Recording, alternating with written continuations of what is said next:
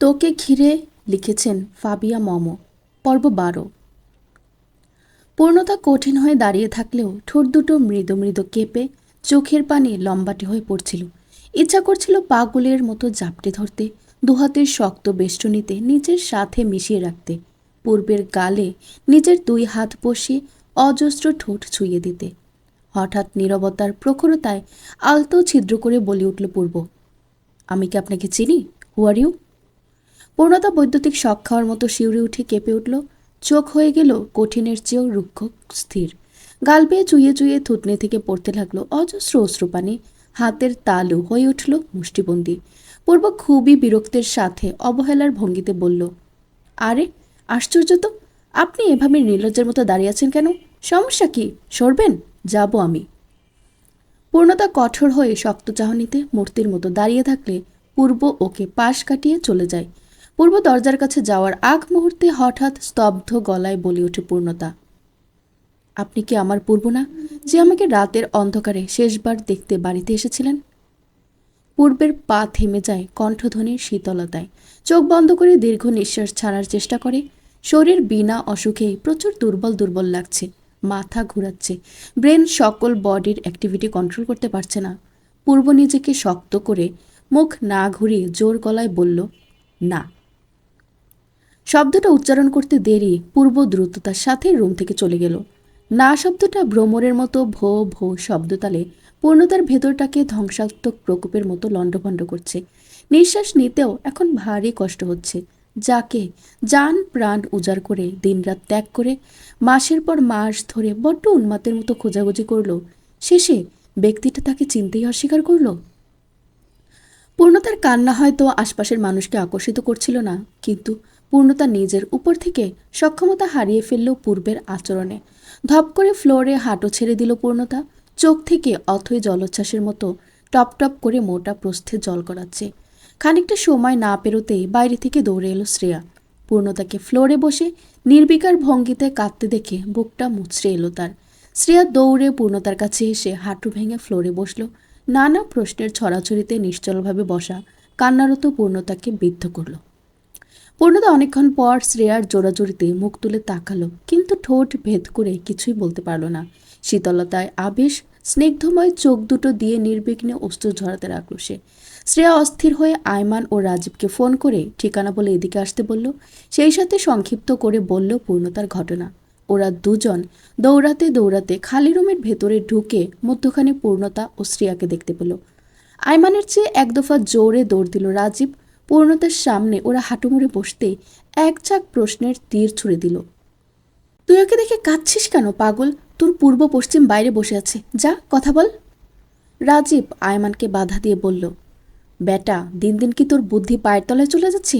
ওর হাল দেখে গেস করতে পারছিস না ওই পূর্ব বদমাইশটা যে কিছু করেছে?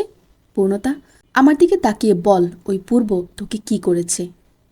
আয়মান রাজীবকে আলতো ধাক্কা দিয়ে পূর্ণতার সামনে থেকে সরিয়ে চেঁচিয়ে বলে উঠল, পূর্ণতার চিন্তা আমারও আছে রাজীব। শুধু শুধু ঘটনা পুরোটা না জেনে কাউকে দোষী সাব্যস্ত করা উচিত না। রাগ তোর দোষী সাব্যস্ত করা করি। আমি কি এখানে ড্রামা সিরিয়াল দেখতে বসে আছি? আমার সামনে আমার ফ্রেন্ড এভাবে কাঁদবে আর আমি বসে বসে ললিপপ খাবো? ফাজলামো করিস? রাজীব, বাড়াবাড়ি করছিস কিন্তু, থাম বলছি। পূর্ণতার কাছ থেকে ঘটনা না জেনেই লাফাবি না, কাহিনী কম কর। আয়মানের শাসনবাণীতে রাজীব চুপ করে গেল। আয়মান পূর্ণতাকে স্বাভাবিক গলায় আশ্বস্ত দিয়ে বলে উঠল, আমরা এত দূর যখন আসতে পেরেছি, আমরা সফল হবই। পূর্বকে তোর কাছে এনে দিবই পূর্ণতা। প্লিজ বল, পূর্বের সাথে কি কথা হয়েছে? ও তোকে দেখে কি রিঅ্যাক্ট করেছে?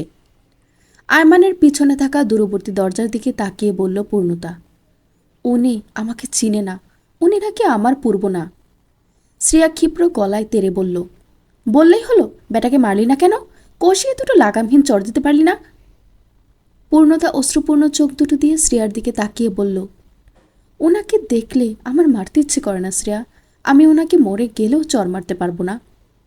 আয়মান ঝগড়াটে গলায় বলে উঠল, ঠাস ঠাস করে তো ঠিকই আমাদের দুটোকে মারিস, এখন জায়গা মতো হাত চালাবি সেটাই পারিস না। রাজীব আয়মানের পাশ থেকে সুর টেনে বলল, আয়মান ঠিকই বলেছে পূর্ণ, একটাও মিথ্যা কথা বলিনি। তুই আমাদের। পূর্ণতা কঠিন গলায় বলে, আমায় পূর্ণ ডাকবি না রাজীব।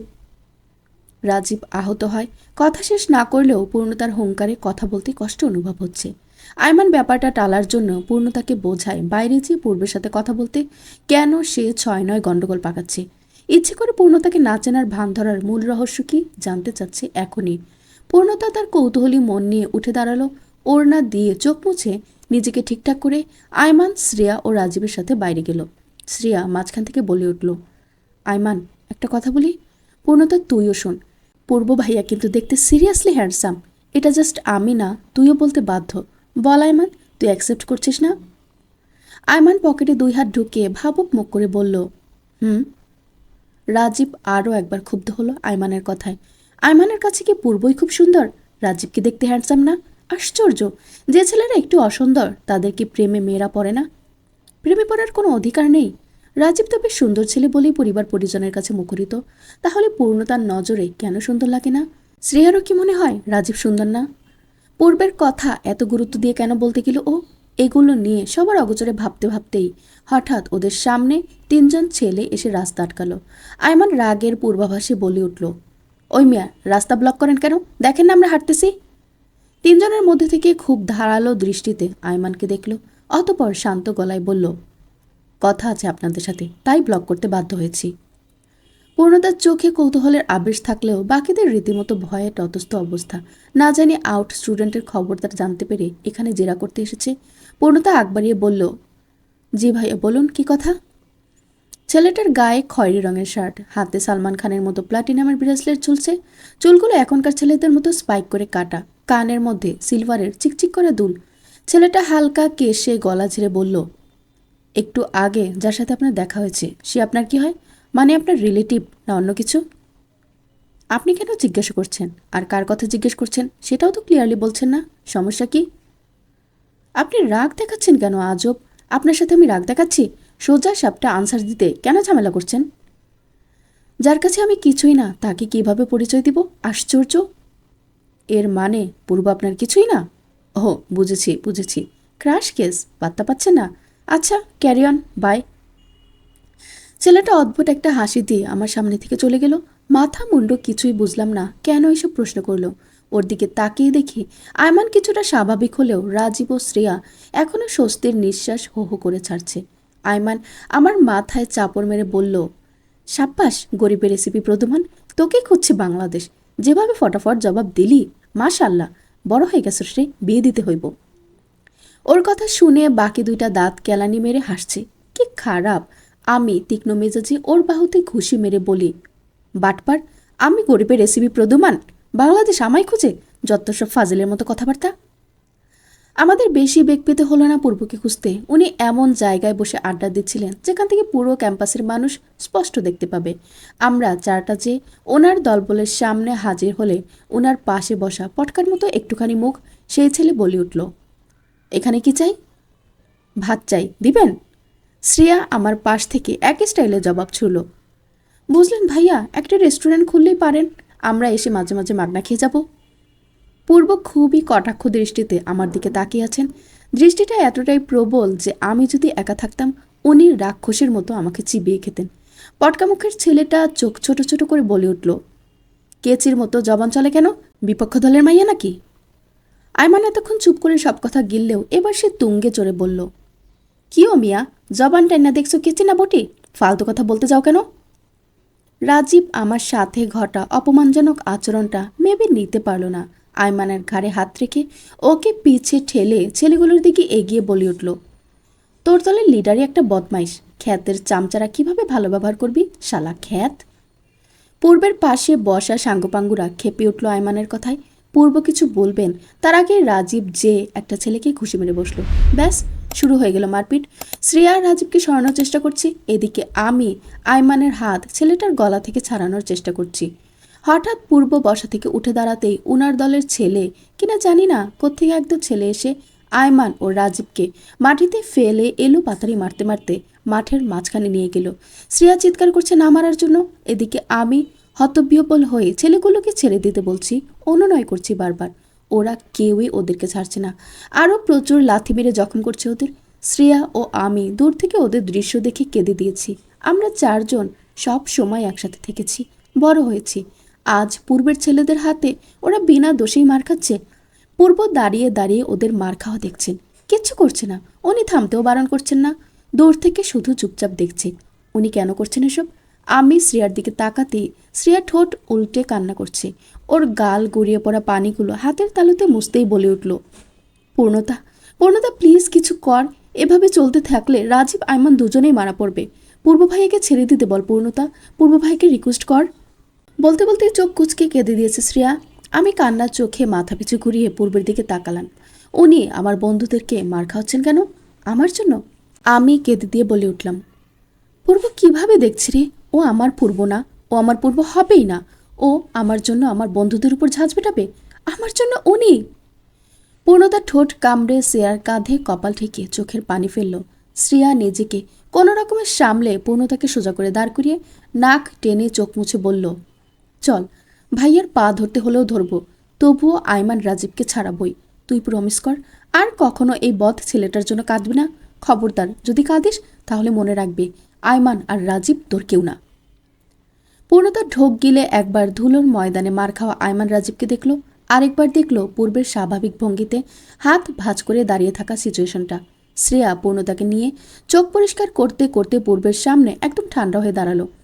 পূর্ব এমন ভাবগম্ভীর যে অন্যদিকে দৃষ্টিপাত করলো, যেন পূর্ণতা বা শ্রেয়া কেউ ওর সামনে তো দূর, ত্রিসীমানার ধারের কাছেও নেই। শ্রেয়ার প্রচণ্ড রাগ হচ্ছে পূর্ণতার উপর। কিভাবে এই বজ্জার ছেলেটার উপর মন দিয়ে বসেছে? How possible? ভাইয়া, আমরা কি করলে আমাদের বন্ধুদের ছেড়ে দিতে বলবেন? আমরা কি আপনার পা ধরব? বলুন দয়া করে, কি করলে আমরা নিস্তার পাব? পূর্বের সামনে মাথা নিচু করে দৃষ্টি না দিয়েও আমি বলে দিতে পারি, এই লোক পাক্কা কয়েক মিনিট কোনো জবাব দিবেন না।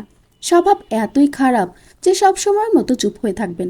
আমি মাটি থেকে দৃষ্টি সরিয়ে পূর্বের দিকে তাকালাম। উনি এখন মুখ ঘুরিয়ে দূরের একটা গাছ দেখছেন। শ্রেয়া কনইয়ার ভাজিয়ে চোখ লুকিয়ে কাচ্ছে। পিছনে আরেকবার তাকালাম। রাজীবের অবস্থা ভালো দেখাচ্ছে না। আইমানের মাথার কাছ দিয়ে কানের পাশে রক্তের ঢল দেখা যাচ্ছে। শিক্ষার্থীরা যে যে আমাদের দুরবস্থা দেখছে। চোখ ফিরিয়ে মাথা নুয়ে দুই হাত জোর করে বললাম, আমি হাত জোর করে ক্ষমা চাচ্ছি আমার সকল ভুলের জন্য। আমি আর কখনো আপনার পথে কাটা হয়ে আসব না। আমার উপর অনুগ্রহ করুন এবং আমার বন্ধুদের ছেড়ে দিন। আমি আপনার পায়ে পড়তেও রাজি। দয়া করে আমার বন্ধুদের ছেড়ে দিন। পূর্ব সিঁড়ি ভেঙে পা চালিয়ে চলে গেলেন। শ্রেয়া নাক ফুলিয়ে লাল করে চোখ থেকে কনইয়ের ভাঁজ সরাতেই আমার দিকে তাকালো। আমি পূর্বের কার্যকলাপ দেখার জন্য পিছন দিকে ফিরে দাঁড়িয়েছি। পূর্বগতের সবাইকে থামতে বলে আয়মান ও রাজীবকে মাটিতে ছেড়ে অডিটোরিয়ামের দিকে দল সহ চলে গেলেন। রাজীবকে আমি টেনে তুলে আমার কাঁধে ওর এক হাত রেখে বেরিয়ে এসেছি। শ্রেয়া আয়মানের কপালে শক্ত করে রুমাল ঠেসে ধরে ধরে নিয়ে এসেছে। একটা উবার ঠিক করে আমরা ফার্মেসি থেকে ওষুধ কিনে আমার বাসায় পৌঁছাই। আয়মান ও রাজীবকে আমার ডান পাশের গেস্ট রুমে শুইয়ে দিই। ওরা এখন ঘুমের ডোজ পেয়ে ঘুমাচ্ছে। আয়মান কপাল জোরে বেঁচে গেছে। ওর মাথার ডান দিকে আরেকটু হলে সেলাই লাগতো। আল্লাহর রহম করেছে। রাজীব পায়ে চোট পেয়েছে, এমনিতে কঠিন কিছু হয়নি। শ্রেয়া ফ্রেশ হয়ে আমার একটা কুর্তি গায়ে বিছানায় বসে বাঁদিকের জানালার দৃষ্টি রাখে চুপচাপ। আমি নুরানিকে বলে দুপুরের খাবার রেডি করতে দিয়ে শ্রেয়ার ডান পাশে বসেছি। সামনের দেয়ালে ছোট্ট তারকাটায় ঝুলানো কালো দেয়াল ঘড়িটার টিক টিক টিক করে 3টা বাজছে। পূর্ণতা, পূর্ব ভাইয়া যদি ওদের মেরে ফেলতো, আমরা আঙ্কেল আন্টিদের কি জবাব দিতাম? শ্রেয়া জানালা থেকে দৃষ্টি না সরিয়ে একই ভঙ্গিতে প্রশ্ন করছে। আমি বালিশে মাথা লাগিয়ে সিলিং ফ্যানের দিকে তাকিয়ে বললাম, জানি না শ্রেয়া, আজ আমার কথা বলতে ইচ্ছে করছে না। আমার খুব অসহ্যকর লাগছে। মন চাচ্ছে ছাদ থেকে একটা লাফ দিতে। শ্রেয়া মৃদু শিহরণে কেঁপে উঠল। বুঝলাম শ্রেয়া এখনও কাঁদছে। কিছুক্ষণ পর আবার বলল ও, পূর্ব ভাইয়া কেন মারলো? কেন ওদের মারলো পূর্ণতা? তোর পূর্ব কেন ওদের কুত্তার মতো পেটালো? আছে জবাব? আমি নিজেই যে উত্তর জানি না, সেই উত্তর কিভাবে শ্রেয়াকে বলবো? পূর্ব কেন হুট করে বদলে গেল সেটা নিজের কাছে অজানা। চোখ বন্ধ করে ভাবলে মনে হয় পূর্ব ইচ্ছাকৃতভাবে করেনি, বাধ্য হয়ে করেছে। আবার চোখ খুললে মনে হয় সব বানোয়াট, প্ল্যানিং এবং নোংরা বলার জন্য এভাবে উসুল উঠিয়েছেন। মন ও মস্তিষ্কের তোলপাড় যুদ্ধে আমি ক্ষান্ত হয়ে কখন ঘুমিয়ে পড়েছি খেয়াল নেই। যখন চোখ খুলে চারপাশে দেখলাম তখন শ্রেয়া বা আয়মান বা রাজীব কেউ নেই। আমি উদ্বিগ্ন হয়ে চোখ কসলাতে কসলাতে সবখানে চেক করে আমার রুমে এলে দেখি নুরানি আমার বিছানা ঠিক করছে। বালিশ সাজিয়ে রাখতে আমাকে দেখে বলে উঠল, পূর্ণতা আপা, ওই আপা আর ভাইয়ারা যার যার বাসায় গেছে গা, আপনি ঘুমাইছিলেন দেখা কেউ আর ডাকে নাই। রাজীব আয়মান, ওরা দুটো কোন আক্কেলে একা একা গেল? কাউকে ডেকেছিল? নুরানি কাঁথা ভাঁজ করতেই বলল, আপা, শ্রেয়া আপায় দারোয়ান চাচারে বইলা ধরাধরি করে হেগুনে নিয়ে গেছে। শ্রেয়া আপার বাপের গাড়ি আইছিল নিতে। ও আচ্ছা, যাক, বাসায় যে একটু রেস্ট করুক। বলে রাখি, নুরানি পূর্ব সংক্রান্ত সকল ব্যাপারে এবং আজকের ঘটে যাওয়া ঘটনাও জানে, কেননা আমি ওকে সব বলেছি। গাড়ি ভাঙচুরের দৃশ্যের মতো আজকের ঘটনাও যে নুরানি পেটে চেপে রাখবে, এই বিশ্বাস ওর উপর আমার আছে।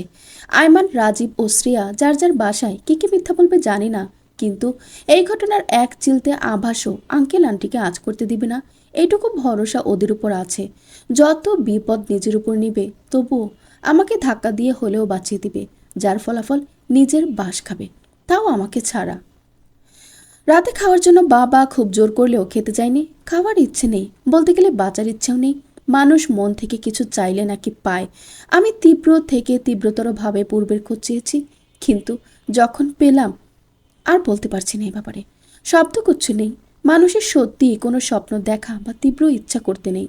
যখন স্বপ্ন বা ইচ্ছা যে কোনো একটা পূর্ণ হবে না, তখন রক্তাক্ত হবে ভেতরটা। আমাদের সমাজে তো যন্ত্রণা বোঝার কেউ নেই, সবাই তো থাকে ক্ষতিগ্রস্ত করার চেষ্টায়।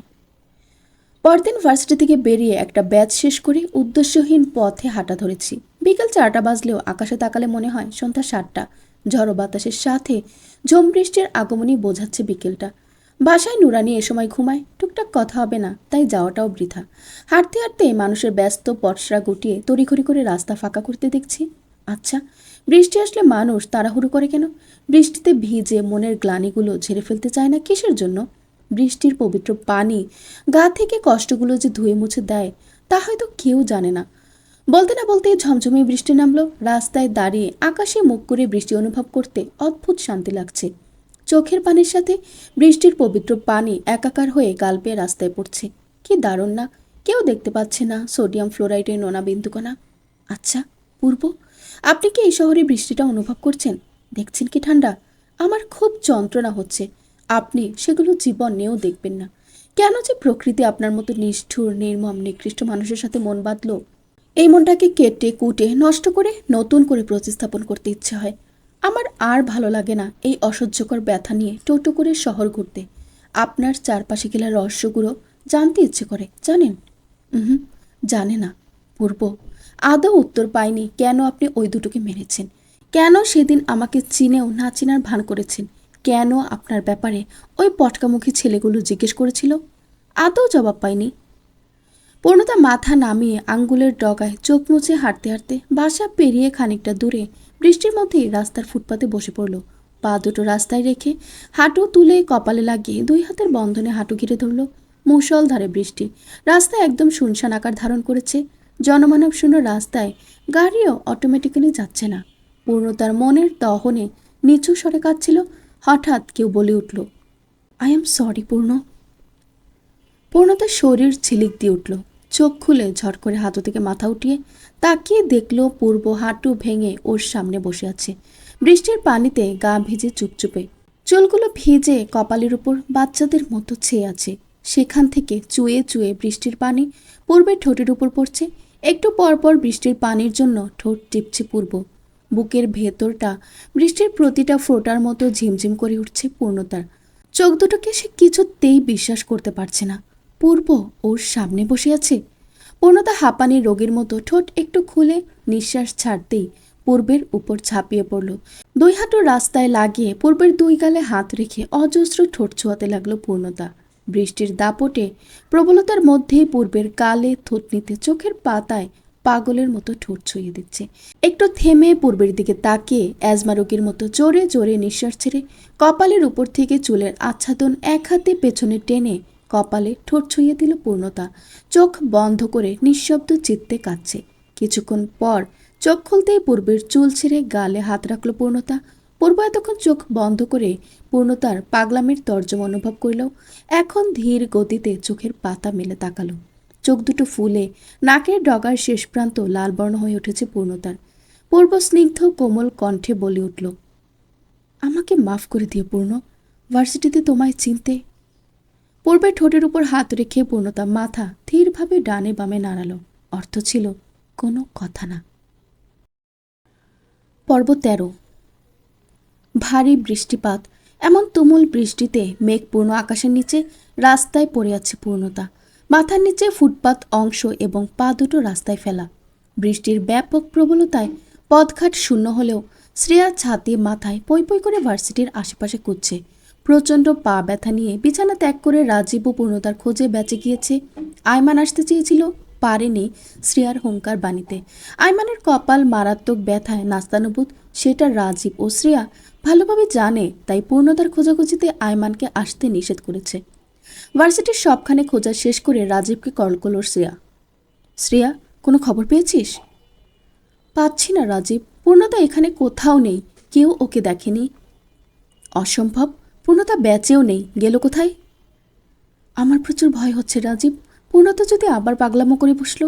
মেয়েটা এখন স্থিতিতে নেই, প্রচুর ভয় হচ্ছে দোস্ত। টেনশন করিস না, ওর বাসার দিকে আয়, ওখানে একটা কঠিন খোঁজা দে, আমি আসছি। ধুতের পায়জামা এক হাতে আলগে করে পানি বাঁচিয়ে একটা রিক্সা করল শ্রেয়া। ছাতা হাতে থাকা সত্ত্বেও বেশ ভিজে গেছে শরীরটা। রিক্সার হুড উঠিয়ে রিক্সাওয়ালাকে দ্রুততার সাথে ঠিকানায় নিয়ে যেতে বলল। কোলে ভিজে যাওয়া ছাতা বন্ধ করে রেখে রিক্সাওয়ালার দেওয়া পলিথিনটা দুহাতে মেলে ধরল। বৃষ্টির ঝাপটা যেন হিংস্র হয়ে উঠছে। দুহাতে শক্ত করে ধরা প্লাস্টিকের পলিথিনটা বাতাসে উড়িয়ে নিয়ে যাচ্ছে। শ্রেয়া পলিথিনটার শেষ প্রান্তে পা দিয়ে চেপে নিজেকে ঢেকে দুপাশটা রিক্সার হুডে চেপে ধরল।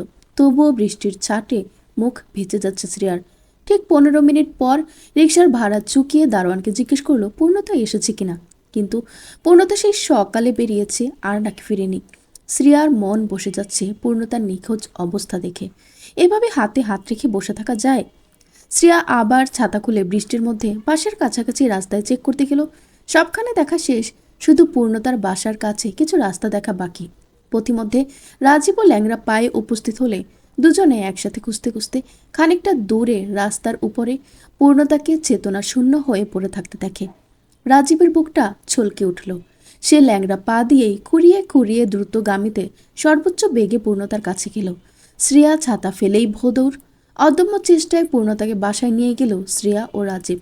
রাজীবের মনটা বিষণ্ণ ভারে নিষ্প্রাণ হয়ে আছে। পূর্ণতাকে নিয়ে যেটার আশঙ্কা করেছিল তাই হয়েছে। ও বাসায় না গিয়ে রাস্তায় বসে হ্যালুসিনেশনের শিকার হয়েছে। অতিরিক্ত মেন্টালি ফোর্সের কারণে পূর্ণতা সেন্সলেস হয়ে রাস্তায় পড়ে গেছে। শ্রেয়া ও রাজীব পূর্ণতার দুই পাশে বিছানায় আসন করে বসে আছে। শ্রেয়ার চুলসহ পুরো জামা ভিজে শেষ। রাজীবের কালো শার্টটাও গায়ের সাথে লেপটে আছে খাপে খাপ। নুরানি দুটো টাওয়াল দিয়ে চা আনতে চলে গেল। বেশ খানিকক্ষণ পর শ্রেয়া নীরবতা ছিন্ন করে বলে ওঠে, রাজীব, আমি কিছু ভাবতে পারছি না পূর্ণতাকে নিয়ে। ও এমন ছিল না, ওর ব্যবহার কখনোই এমন ছিল না। আর যদি আমরা খুঁজে না পেতাম? রাজীব টান হাত দিয়ে চুলগুলোকে পেছনে টেনে মুখ ভর্তি নিঃশ্বাস ছাড়ল। পূর্ণতার ঘুমন্ত মুখের দিকে তাকিয়ে বলে উঠল, ওকে সাইকিয়াট্রিস্টের কাছে নিবি? এভাবে চলতে থাকলে পাবনায় পাঠাতে আর সময় লাগবে না। আন্টি যদি বাই মিস্টেকও এই ঘটনার ব্যাপারে জানে তো। চোখ বন্ধ করে আরেকটি দীর্ঘশ্বাস ছাড়ল রাজীব। শ্রেয়ার দিকে তাকিয়ে বলল, আমি কালই সাইকিয়াট্রিস্টের অ্যাপয়েন্টমেন্ট কনফার্ম করছি। আয়মানকে আমি বুঝিয়ে বলবো, তুই জাস্ট পূর্ণতাকে হ্যান্ডেল করিস, কেমন? ঠিক আছে। রাজীব, একটা কথা বলবো? ফর্মালিটি করছিস কেন বলতো? অ্যাকচুয়ালি ফর্মালিটির প্রয়োজন ছিল তাই। দোস্ত, তুই পূর্ণতাকে ভোলার ট্রাই কর।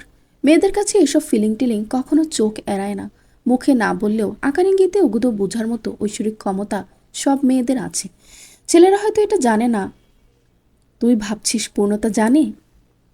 আমি ভাবছি না, আমি শিওর হয়ে বলছি, পূর্ণতার তোর ফিলিংয়ের ব্যাপারে সবটাই জানে, বুঝে এবং অনুভব করে। বাট ফ্যাক্ট ইজ, পূর্ণতা তোর জন্য অ্যাফেকশন ফিল করে না। যেটা করে সেটা জাস্ট বন্ধুত্বের ফিলিং। রাজীব মাথা নিচু করে বিছানার উপর দৃষ্টি ফেলে। মন খারাপ লাগছে প্রচণ্ড। রাজীব, তুই যেমন আমাদের বন্ধু, পূর্ণতাও সেম। আমি চাই না তোর জন্য আমাদের এই চারজনের ফ্রেন্ডশিপটা নষ্ট হোক। তোর ছোট্ট ভুলের কারণে পূর্ণতা আরও প্রেশারে পড়ুক। অবশ্যই তুই এটা চাস না। রাজীব কি উত্তরে বলবে জানে না। পূর্ণতা নামক দুর্বলতার কাছে রাজীবের স্থির বুদ্ধিসম্পন্ন মাথাটা কাজ করে না। আচ্ছা, প্রেমাত্মক ব্যাপারটা এত ভয়াবহ কেন, যেখানে মস্তিষ্কের সাথে মনের মিল হয় না? কি অদ্ভুত! নিয়ম শৃঙ্খলার সাথে ন্যায় নীতি যুক্ত হয়ে তৈরি হয় রাজনীতি। রাজনীতি ব্যাপারটা শুনলে মনে হয় রাজা রাজা ভাব। আসলে ব্যাপারটা কিন্তু মোটেও তা না। রাজ শব্দটা রাজ্যের মানুষের জন্য সৃষ্টি হয়েছে এবং সৃষ্টি করেছে নতুন নীতি তথা রাজনীতি। ধর্মগ্রন্থের মাধ্যমে যেমন পরিবারের প্রতিটা মানুষ ধর্মনীতিতে দীক্ষিত হয়ে ওঠে, ঠিক তেমনি রাজ্যে বসবাস করা প্রতিটা প্রজার জন্য সুষ্ঠুভাবে কাজ সম্পাদনের প্রেক্ষিতে রাজনীতির সূচনা ঘটে। কিন্তু যুগে যুগে রাজ্য বিলুপ্ত হলেও রাজনীতির চর্চা আজও ধুমধামের সাথে মাতিয়ে চলে, যেটা হয় তীব্র রূপে, প্রবল আন্দোলনের উল্লাসে। দেশ পরিচালনায় যেমন সৎ সমাজসেবক, ন্যায়নিষ্ঠ, যোগ্যতা সম্পন্ন মানুষ লাগে, তেমনি লাগে আগামীর জন্য নতুন এক নেতা মুখ। আজকের ছাত্র সমাজ আগামীর সেই নতুন নেতায় পরিণত হওয়ার জন্য তীব্র গতিতে রাজনীতি নামক অনিশ্চিত পথে নামে। সদ্য উজ্জীবিত টকবকে তরুণেরা পরিবার ছেড়ে পড়াশোনার তাগিদে শিক্ষা প্রতিষ্ঠানে এসে যুক্ত হয় রাজনীতির বিভিন্ন অঙ্গ সংগঠনে। নিজেকে যুক্ত করে দেশের মানুষের জন্য কিছু করার তাগিদে তাদের মন প্রাণ উত্তেজিত হয় বিভিন্ন চ্যালেঞ্জিং কাজের মাধ্যমে নিজেকে প্রদর্শন করতে। সবার মাঝে নিজেকে পরিচিত করার মতো সুপ্ত খায়েশ থাকে, যেটা মেয়েদের ক্ষেত্রে কম, তবে ছেলেদের ক্ষেত্রে দেখা যায় বড্ড বেশি। ছেলেরা সবার কাছে সমাদৃত হতে চায়, পরিচিত মুখ হতে চায়, মানুষ তাদের এক নামে চিনুক তা যেন খুব বেশি করেই চায়। তা যদি হয় রাজনীতি, তাহলে তো কথাই নেই। গরম রক্তে উত্তেজিত মানসিকতায় ঝেঁপে পড়ে নিজেকে বিনিয়োগ করে দীর্ঘ মায়াজাল রাজনীতিতে। মিস পূর্ণতা, আপনি কি জানেন আপনার হ্যালুয়েশনের কারণে মেন্টালি দিক থেকে কেমন ক্ষতি হচ্ছে? না। বেশ, তাহলে শুনুন। আপনি মিস্টার আয়াশ ওয়াসিফ পূর্ব নামে একটা ছেলেকে নিয়ে 3 রাজ্যে ডুবে থাকেন।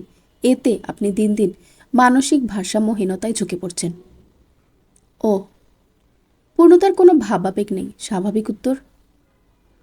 এভাবে যদি চলতে থাকে আপনি মাইন্ডে কোনো স্মৃতি ক্যাপচার করতে পারবেন না। You can say loss of memory. তবুও মরবো না? ব্রেন স্ট্রোক হবে না? সামনে বসা ডাক্তার বেশ বিস্মিত হয়ে যায় পূর্ণতার উদ্ভট কথায়। এই মিষ্টি চেহারার মেয়েটা মরার চিন্তা করছে? মাই গড, কি ডেডফুল সিচুয়েশন। ডাক্তার টেবিল থেকে চশমা নিয়ে চোখে এঁটে দুহাত মুষ্টিবদ্ধ অবস্থায় টেবিলে রাখল। মিস পূর্ণতা, প্লিজ নিজের জন্য না হলেও আপনার ফ্রেন্ডগুলোর কথা চিন্তা করুন। আপনার জন্য ওরা আমার পায়ে ধরে তাৎক্ষণিক অ্যাপয়েন্টমেন্ট নিয়েছে। আমি কখনো সিরিয়াল ছাড়া রোগী দেখি না, বাট আপনার জন্য আমি আমার প্রফেশনাল লাইফে এই প্রথম রুল ব্রেক করলাম, জাস্ট আপনার বন্ধুদের দিকে তাকিয়ে, বুঝছেন? আমি ওদের বারণ করেছিলাম এখানে আনতে, ওরা শুনেনি। ওরা আপনার সিচুয়েশন টলারেট করতে পারছে না মিস। প্লিজ নিজেকে প্রপার করুন। একতরফা ফিলিংয়ের জন্য নিজেকে শেষ করবেন না। আগে রিলেশন ছিল আপনার?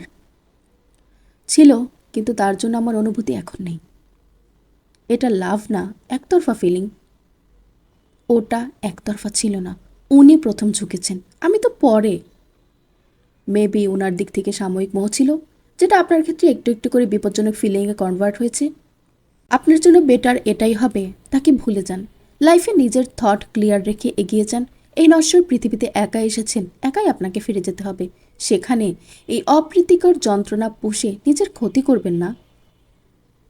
আপনাকে একটা প্রশ্ন করি ডক্টর। Of course, continue. ধরুন আপনার ও আমার অচেনা অজানা একটা প্লেসে সামনাসামনি দেখা হয়েছে। প্লিজ নোট ইট। আমি খুবই জখম এবং সেন্সলেস, আর আপনি গাড়ি দিয়ে আপনার কাজিনদের সাথে একটা ট্র্যাজেডি ঠেকাতে যাচ্ছিলেন। কিন্তু আমাকে রাস্তায় পড়ে থাকতে দেখে আপনি সব কিছু ভুলে আমাকে তুলে এনে সেবা করলেন। আপনার কাজিনরা সেটা একদম সহ্য করতে পারছে না। এখানে আপনি কি করবেন? মানে মেয়েটার জন্য কি করতেন জানতে চাচ্ছি। ওয়েল, আপনার প্রশ্নের জবাবে আমি বলবো আপনাকে হসপিটালে পাঠিয়ে সেখানে নার্সকে বলে কিছু টাকা রেখে চলে আসতাম। এটুকুই করতেন, আর কোনো সাহায্য করতেন না? আমার কাজিনরা যদি আপনাকে নিয়ে অকওয়ার্ড ফিল করে আমি অবশ্যই আপনাকে বেশিক্ষণ রাখতে দায়বদ্ধ হব না, তবে হিউম্যানিটির জন্য আপনার সেন্স ফিরের আগ পর্যন্ত ওয়েট করতাম। দেন সেন্স ফ্রিলেই আমার রেসপন্সিবিলিটি শেষ। ডক্টরের কথা শেষ হতেই পূর্ণতা খিলখিল করে হেসে দিল। ডক্টর ভ্যাবাচেকা খেয়ে কৌতূহল দৃষ্টিতে চোখ থেকে চশমা খুলে টেবিলে রাখল। পূর্ণতা মুখে হাত চেপে হাসি থামাতেই বলে উঠল, সরি সরি, আসলে আপনার কথা শুনে আমার কেন যে হাসি পেল জানি না, কিন্তু আপনি জানেন পূর্ব ওনার সব কাজিনকে সামনে রেখে আমার সেবা করেছে। ইভেন ওনার কাজিনরা আমার পায়ে ব্যথা দিয়ে গাড়ি থেকে একটা রাস্তায় ফেলেছিল। আমি তখনও খুব অসুস্থ ছিলাম, কথাই বলতে পারতাম না, বাট উনি কিভাবে যে আমায় খুঁজে পেলেন আদৌ জানি না। আমাকে বাড়িতে পৌঁছে দিয়ে উনি মাঝে মাঝে আমার সাথে দেখা করতে আসতেন, শুধু দেখাই করতেন। ওরকম বদ মতলব আমি ওনার কাছ থেকে কখনো ফিল করিনি। এ ব্যাপারে কোনো উত্তর দিবেন? ডক্টরের মুখে অদৃশ্য তালা লেগে গেল। যাকে একতরফা বলে গলা হাঁকিয়ে উনি লেকচার দিচ্ছেন, সেটা কি আসলেই একতরফা? উত্তর পেলেন, না, একতরফা না। ডক্টর টেবিল থেকে লম্বা স্বচ্ছ কাচের গ্লাস তুলে পুরোটা পানি খেয়ে ঠোঁট মুছে বললেন, আপনার তথাকথিত মিস্টার কোথায়? জানা নেই। আপনি কিন্তু উত্তরটা দেননি আঙ্কেল। আনসার দেওয়ার মতো ওয়ার্ড মিলাতে পারছি না মিস। গোজামিল কেস আপনার ঘটনাটা। একদিকে মনে হচ্ছে সে আপনার প্রতি উইক, আবার আপনার এই নাজুক সিচুয়েশন দেখে মনে হয় একতরফা। আপনাকে কিছু মেডিসিন লিখে দিচ্ছি, এংজাইটির মেডিসিন। অতিরিক্ত উদ্বেগ সমস্যা কিছুটা কমাবে। পূর্ণতা ডক্টরের কাছ থেকে প্রেসক্রিপশন স্লিপ নিয়ে বেরিয়ে আসে। শ্রেয়া ও রাজীব চুপচাপ করিডোরে পায়চারি করছিল। পূর্ণতাকে দেখে ওরা এগিয়ে এলো। পূর্ণতা ম্লান দৃষ্টিতে ওদের দিকে তাকিয়ে দৃষ্টি ফ্লোরে নিক্ষেপ করে হাঁটতে লাগলো। রাজীব ফস করে ওর হাত থেকে স্লিপটা নিয়ে পকেটে পুরে চলে এলো ওর বাসায়। পূর্ণতার মা আজ হসপিটালে না গিয়ে বাসায় বসে টিভি দেখছেন। হঠাৎ কলিং বেল বেজে উঠলে উনি টিভি রুম থেকে ড্রয়িং রুম পেরিয়ে দরজা খুলতেই দেখেন পূর্ণতা ও তার ফ্রেন্ডরা। পূর্ণতার মা খোদেজা কবির পূর্ণতার উদ্দেশ্যে বলে উঠলেন, কই গিয়েছিলি? মরতে। পূর্ণতার বিমর্ষ গলায় জবাব। এই উত্তর শুনে শ্রেয়াদের সামনে ঠাস করে চড় মারলেন খোদেজা। মেয়ের তেরা উত্তর শুনলে উনি রাগ দমিয়ে চলতে পারেন না। হাত উঠিয়ে নয়তো কাঠের মোটা স্কেলে কয়েকটা মেরে দেন তৎক্ষণাৎ। পূর্ণতা চোখ নিচু করে অশ্রু ছেড়ে দিলে শ্রেয়া ওকে আগলে ধরে বলে ওঠে, আন্টি আপনি ওকে মারলেন কেন? ও তো অসুস্থ আন্টি। খোদেজার কড়া গলায় উত্তর, শারীরিক অসুস্থ হলে কখনো মারতাম না, কিন্তু পাগলামিপূর্ণ অসুস্থতার জন্য আমি মারতে বাধ্য হব। ভেতর আসো তোমরা। রাজীব আসো। ডিপ্রেশন শব্দটা ভয়ঙ্কর ঘাতক। একটা মানুষের চেতনা শক্তিকে খুন করতেও সক্ষম। পূর্ণতা ডিপ্রেশনভুক্ত রোগী ছিল এবং উদ্বেগপূর্ণ সমস্যায় জর্জরিত ছিল। গবেষণায় জানা গেছে বিশ্বে পূর্ণতার মতো রোগীর সংখ্যা কয়েক মিলিয়ন ছাড়িয়েছে, যেখানে দিন দিন ভুতুরে হারে বৃদ্ধি পাচ্ছে এই সংখ্যা। প্রায় 60% মানুষ চিকিৎসা গ্রহণ করেও ডিপ্রেশন থেকে পরিত্রাণ পায় না। অনেকেই ডিপ্রেসড হয়ে বেছে নেয় মৃত্যুর পথ। হতাশা, যন্ত্রণা, অবহেলা থেকে জন্ম নেয় ডিপ্রেশন নামক নীরব খুনি। আচ্ছা, যারা আমাদের আশেপাশে হাসছে তারা কি প্রকৃতপক্ষে খুশি আছে? না, নেই। একবার তাদেরকে নিরিবিলি পরিবেশে নিয়ে জিজ্ঞেস করে দেখুন, জানতে পারবেন একটা হাসি খুশি মানুষের মধ্যেও আছে ডিপ্রেশনের আহাজারি। আসলে হাসি খুশি মানুষের সবচেয়ে বেশি মুখোশধারী। কেউ না মানলেও আমি মানি। শ্রেয়া, রাজীব, চা খাবি? আমি লং চা খাবো। রাজীব তুই বল। আমি কিছু খাবো না রে। নুরানির চায়ের আদেশ পেয়ে চলে যেতে রাজীব, শ্রেয়া ও পূর্ণতা বিছানায় গোল হয়ে বসে। পূর্ণতা চোখ নিচু করে আছে। শ্রেয়া ফোন নিয়ে চ্যাটের মাধ্যমে আয়মানের কাছে সব ঘটনা জানিয়ে দিচ্ছে। রাজীব সারা রাত ঘুমায়নি। পূর্বের বিষয় নিয়েই খুবই চাঞ্চল্যকর একটা তথ্য পেয়েছে, যা এখন বলার জন্য আঁকুপাকু করছে রাজীব। হাতে হাত ডলে ঠোঁট কামড়ে উসকুস করছে। শ্রেয়া ফোন হাতে ব্যাপারটা আর চোখে লক্ষ্য করতেই বলে ওঠে, রাজীব তুই ঠিক আছিস? সাপের মতো মোচড়াচ্ছিস কেন? ধর, তুই আর উদাহরণ পাস না। এক চর মেরে 32 দাঁতের মারি ফোকলা করে দিব। কি নিয়ে কুই কুই করছিস? খুলে বল। লুকাবি তো খাবি চর। রাজীব ঠোঁট ভিজিয়ে গলা ঝেড়ে পূর্ণতার দিকে একবার তাকিয়ে শ্রেয়ার উদ্দেশ্যে বলে ওঠে, আমি পূর্বের ব্যাপারে কিছু জানতে পেরেছি দোস্ত, বলবো?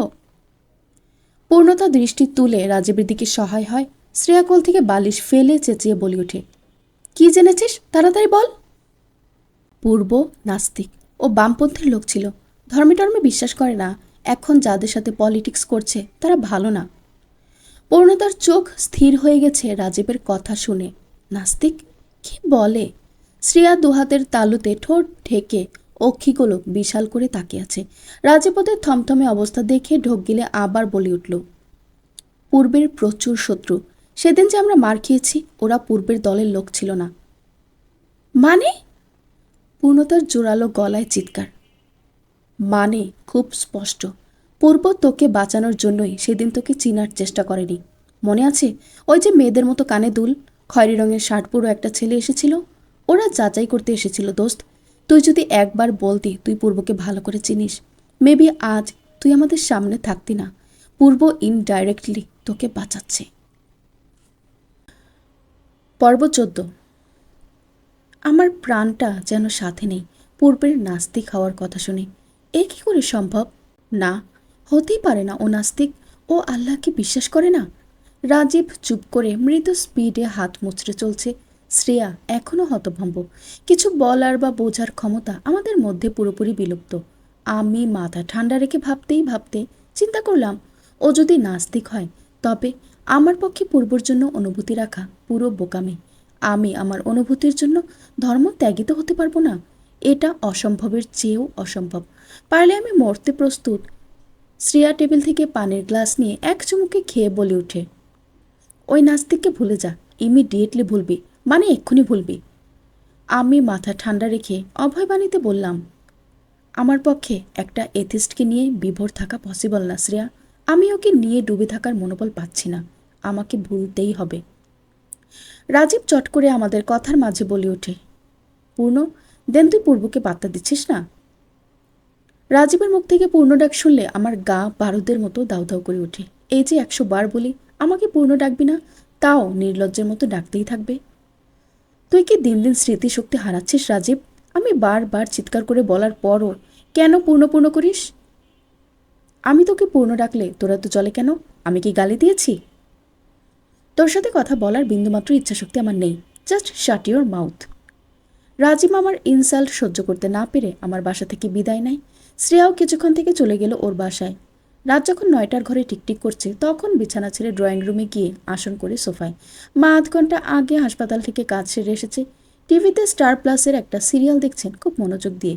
একটু পর নাটকের ব্রেক দিলে উনি বলে উঠলেন, কাল তোর বন্ধুদের আসতে বলবি, বাসায় দাওয়াত। আমি বেশ অবাক হয়ে জিজ্ঞেস করলাম, কিসের দাওয়াত? কাল ছেলেপক্ষ আসবে তোকে দেখতে, তোর সঙ্গ দেওয়ার জন্য ওদের ডাকিস। ছেলেপক্ষ মানে? আমাকে? কি বলছো? বড় হয়েছিস, বিয়ে করবি, পরের বাড়ি যাবি, এটাই নিয়ম। তোর বাবা কাজের উসিলায় শফিপুর গিয়েছে, কাল অনেক কাজ, কিভাবে যে সামলাই। কথা না বাড়িয়ে রুমে যেয়ে ঘুমা। চোখের নিচে কালি দেখতে চাই না। মা, আমি কি বোঝা হয়ে গেছি? এত তাড়াতাড়ি সব করছো কেন? বাবা আসুক। অত ঢঙের আলাপ করে লাভ নেই, বুঝেছিস? তোরা বাপ বেটে তো ওই বদ ছেলেটার নামও বলিস না। তো বাসায় কি কুমারী মেয়ে জিয়ে রাখবো? ঘুমা গিয়ে। মায়ের রূঢ় ব্যবহার সহ্য করা মুশকিল হলেও সহ্য করে চলছি। অ্যাকচুয়ালি মেয়ে বলে কথা, মায়ের উপর দিয়ে কথা বলা মানায় না। তার উপর পূর্বের কেস নিয়ে আমি যা যা করেছি তা খুবই লাঞ্ছনাজনক। এমত অবস্থায় বিয়েতে মত দেওয়া নিয়ে যদি মা জোরও করে, আমি পিছপা হব না। পূর্বের মতো নাস্তিকের সাথে আমার চিন্তা করার চেয়ে অপরিচিত একটা ছেলেকে বিয়ে করাও শতগুণে ভালো। আচ্ছা, মা আমার সাথে এমন কটাক্ষপূর্ণ আচরণ করেন কেন? সবসময় অজানা কারণে আমার সাথেই উনি সবচেয়ে নিকৃষ্ট আচরণ করেন। আমি কি উনার পেটে ধরার সন্তান না? আমাকে গালাগাল দিয়ে কথা বলতেও উনি একবার ভাবেন না। কি অদ্ভুত। সকাল থেকে নতুন একটা শাড়ি পরে হরদমে কাজ করছে মা। বাবার অনুপস্থিতিতে নুরানির সাথে যুক্ত হয়েছে নতুন একটা কাজের খালা। আমাকে কটু ভাষায় গালি দিয়ে ওনাকে বুয়া ডাকতে বলেছে মা। কিন্তু আমার একটা বাজে স্বভাব, কাজের মানুষকে খালা ছাড়া অন্য কিছু ডাকতে পারি না। ওনারাও মানুষ, তাই বলে বুয়া ডাকবো নাকি? আদর, স্নেহ ও শ্রদ্ধার ভক্তিতে তাদের একজন আপন মানুষ মনে করি আমি। শ্রেয়া ও আয়মান আমার খবর শুনেই খুব সকালে এসেছে জলদি। রাজীব নাকি ফোন ধরছে না। না ধরুক, ওই বদমাসটার সাথে কথা বলা তো দূর, দুই চোখে দেখতেও ইচ্ছে করছে না। পূর্ব আমাকে পূর্ণ বলে ডাকে, এটা ওকে বোঝানোর পরও কেন পূর্ণ বলে ডাকবে? না আসুক। বিছানায় বসে আয়মান ও শ্রেয়া মায়ের দেয়া ছেলের ছবিগুলো খুঁটিয়ে খুঁটিয়ে দেখছে। ওদের ভাষ্যমতে এই ছেলেটা দেখতে একদম নাকচাপটা চাইনিজ রোগীদের মতো লাগে। মোট কথা, ছেলেটা একটুও সুন্দর না। ছবিটা আমিও দেখেছি, তবে মায়ের উপর দিয়ে কথা বলার সাহস হয় না। হঠাৎ মা দরজায় দুটো টোকা মেরে ভেতরে ঢুকে আমার দিকে একটা শপিং ব্যাগ এগিয়ে বললেন, শাড়িটা পরে রেডি হ, ছেলেপক্ষ রওনা দিয়েছে। আমি হাত থেকে ব্যাগ নিয়ে বিছানা থেকে নেমে শাড়ি চেক করতেই মাকে পেছন থেকে বলল আয়মান, আন্টি, ছেলে কি করে? মা মাথা ঘুরিয়ে বলে ওঠে, বিসিএস কোয়ালিফায়ার। মা একটা হাসি দিয়ে চলে যেতেই আয়মান বলে ওঠে, এই পঙ্গার বয়স কম হইলেও 32 হইব, হালারে ধইরা লাই থাইতে মন চাইতাছে। শ্রেয়ার সে কথায় কান্না দিয়ে আমার দিকে তাকিয়ে বলে ওঠে, আন্টি শাড়ি দিল? এই, তুই তো শাড়ি পরতে পারিস না। আয়মান শ্রেয়ার কথা টান মেরে বলে উঠল, ফাটাকে স্ট্রয় দিয়ে দিই, লুঙ্গির মতো দিবি কিট্টু, এরপর দিবি কয়েকটা প্যাচ, ব্যাস শাড়ি পরা শেষ। শ্রেয়ার মুখটা এমন কুচকে গেল, হাত উঠিয়ে ধাম করে আয়মানের শক্ত পিঠে থাবড়া মেরে নিজের হাতেই ফুফু দিতে দিতে বলে উঠল, তোকে মারতেছি আমি নিজেই ব্যথা পাই। উফ, আমার হাত, আম্মু। আয়মান বিরক্তির সুরে বলে উঠল, নেক্সট টাইম থেকে তোর মুখে নিম পাতার ফিডার ঢুকায় দিমো, তারপর আম্মু করিস বলদা। বুইরা সেরি এখন বিয়ে দিলি 3 বাচ্চা সামলাবি, এখনো ব্যথা পায়া বলো সাম্য? তুই প্রচুর ডিসকাস্টিং আয়মান, আমি বুঝেই পাই না তোর সাথে আমার ফ্রেন্ডশিপ টিকে কি করে। চাপাবাজি করার ইচ্ছা নাই শ্রেয়া, অফ চা। ওদের এই আহেতুক তর্কাতর্কি দেখতে দেখতে আমি ভাই তেজপাতা। সিরিয়াসলি স্কুল থেকে কলেজ পর্যন্ত সব স্যার এই দুটোকে এক নামে ঝগড়াটে বলে চিনত। ভার্সিটিতে টিচার তো নাম দিয়ে ফেলেছে টম অ্যান্ড জেরি। আমি মোবাইলটা নিয়ে শাড়ি হাতে টুপ করে ওয়াশরুমে ঢুকে পড়লাম। টিউটোরিয়াল ভিডিও অবজার্ভ করে ইচ্ছে মতো সেফটি পিন লাগিয়ে শাড়ি পরেছি। আঁচলটা ঠিক করে ওয়াশরুম থেকে যেই বের হব, মোবাইলে মেসেজের টিউন বেজে উঠল। দরজার ছিটকিনিতে হাত দিয়ে অন্য হাতে মেসেজ ক্লিক করতেই ছিটকিনের উপর থেকে হাতটা আপনা আপনি পড়ে গেল। মেসেজের উপর আমার রুহ আটকে গেছে যেন। কাম ফাস্ট, বিল্ডিং 12। আননোন প্রাইভেট নম্বর থেকে আসা মেসেজটা একবার দুইবার বহুবার পড়লাম, কিন্তু মনের ভেতর শান্তি পেলাম না। কে দিয়েছে এই টেক্সট? হঠাৎ দরজায় ধাক্কাধাক্কি করা শুরু করলো আয়মান। আয়মান বাইরে থেকে চেঁচামেচি করে দরজায় হাতুড়ির মতো ধাক্কাচ্ছে। দরজা খোল, আন্টির কি যেন হয়েছে, দরজা খোল পূর্ণতা। চটচল্লি দরজা খুলে রুমে পা রাখতেই আয়মান অস্থির কণ্ঠে বলে উঠল, আন্টি চিৎকার দিয়ে উঠছে, পূর্ণতা শ্রেয়া গেছে, তুই তাড়াতাড়ি চল। মায়ের কি যেন হয়েছে শুনেই এক দৌড়ে ড্রয়িং রুমে গিয়ে মায়ের সামনে দাঁড়িয়ে বলি, কি হয়েছে, কি নিয়ে চিৎকার দিয়েছ? চুপ করে আছো কেন মা, বলো। শ্রেয়া মায়ের পাশে সোফায় বসে মায়ের মাথায় হাত বুলাচ্ছে। মা একদম স্থির হয়ে এক ধ্যানে তাকিয়ে আছে, একদম পলকহীন দৃষ্টিতে। আয়মান পানির গ্লাস নিয়ে মায়ের অন্য পাশে বসে গ্লাস এগিয়ে ধরলে মা ধীরে ধীরে গ্লাস হাতে নিয়ে পানি খায়। একটু স্বাভাবিক হলে বলে উঠল, তোর জন্য দেখতে আসা ছেলেটার উপর দুর্বৃত্তেরা হামলা হয়েছে, ছেলেটার মাথা ফাটিয়ে দিয়েছে। ধক করে অদ্ভুত একটা ব্যথায় গ্রাস হয়ে গেল শরীর। একটু আগের মেসেজ এবং এখন শোনা এই ঘটনার মাঝে কাকতালীয় ব্যাপার যে নেই সেটা বোঝা শেষ। আমি শ্রেয়া ও আয়মানের দিকে হতবাকের মতো তাকালে ওরাও ঠকিলে হাসপাস দৃষ্টিতে আমার দিকে তাকায়। কেমন ভয়ানক নীরবতা। হঠাৎ মা আমার দিকে দৃষ্টি রেখে শক্ত কণ্ঠে বলে উঠল, তুই এ ব্যাপারে কিছু জানিস? বল, কিছু জানিস? আমি মায়ের উত্তরের ঝুলিতে কি উত্তর ছুঁড়ে মারব নিজেও জানি না। আমার মাথা সহ সম্পূর্ণ শরীর ঝিমিয়ে উঠছে বারবার। প্রচণ্ড হতবিহ্বল লাগছে নিজেকে। মা, আমি কি করে জানবো? কিছুই জানি না। তাছাড়া তুমি তো জানো দেশে দুর্বৃত্তের উপদ্রব প্রচুর বেড়ে গেছে, রাস্তায় বেরোলেই বিপদ। মাকে উল্টোসিধে বুঝিয়ে আমরা 3 জন রুমে গিয়ে বসলে শ্রেয়া ফট করে থমথমে গলায় বলে ওঠে, ওই নাস্তিকটা না তো? আয়মান ওর ভাবনা দুনিয়ায় ডুব দিবে তার আগেই শ্রেয়া এই কথা শুনে রেগে গিয়ে বলে, 100% শিওর না হয়ে পূর্বকে নাস্তিক বলাটা উচিত না, ওয়ার্ডটা স্কিপ কর। তুই আমাকে অল টাইম খোঁচা মারবি না আয়মান, যে যেটা তাকে সেটা দ্বারা ডাকবো তো কি? দেখ ভাই, আমি ঠান্ডা জাতের মানুষ, তোদের মেয়েদের মতো কাউ কাউ করে হল্লা করার শখ নেই। যেটা বলছি বুঝে বলছি, আর রাজীবের কথায় নাচিস না। তুই আমাদের রাজীবকে বিশ্বাস করছিস না? মাই গড, কথাটা আগেই বলতি। আমি বিশ্বাস করি, কিন্তু অর্ধবিশ্বাস করি না বোন। হয়তো ও নিউজটা কালেক্ট করতে কোথাও মিস্টেক করেছে, তাই বলে একটা মানুষকে এত বড় অক্ষত করার তো কোনো মানে নাই। আমি ওদের দুজনের ঝগড়া দেখে জাস্ট অবাক। এমন বিকট পরিস্থিতিতে ওরা বিশ্বাস অবিশ্বাস নিয়ে ঝগড়া করছে। আমি এক ধাপ গলা উঁচিয়ে বললাম, গাইস তোরা প্লিজ থাম না, আমি এমনি কোনো কিছু ভাবতে পারছি না দোস্ত, প্লিজ তোরা থাম। শ্রেয়া কঠিন কিছু বলতে নেবে, আমার কথা শুনে নিজেকে দমিয়ে নেয়। আয়মান আমার দিকে তাকিয়ে আর কিছু বলল না। হঠাৎ আমার ফোনটা আবার মেসেজ টিউনে কেঁপে উঠল। ওদের তীক্ষ্ণ দৃষ্টি এখন আমার ফোনের দিকে।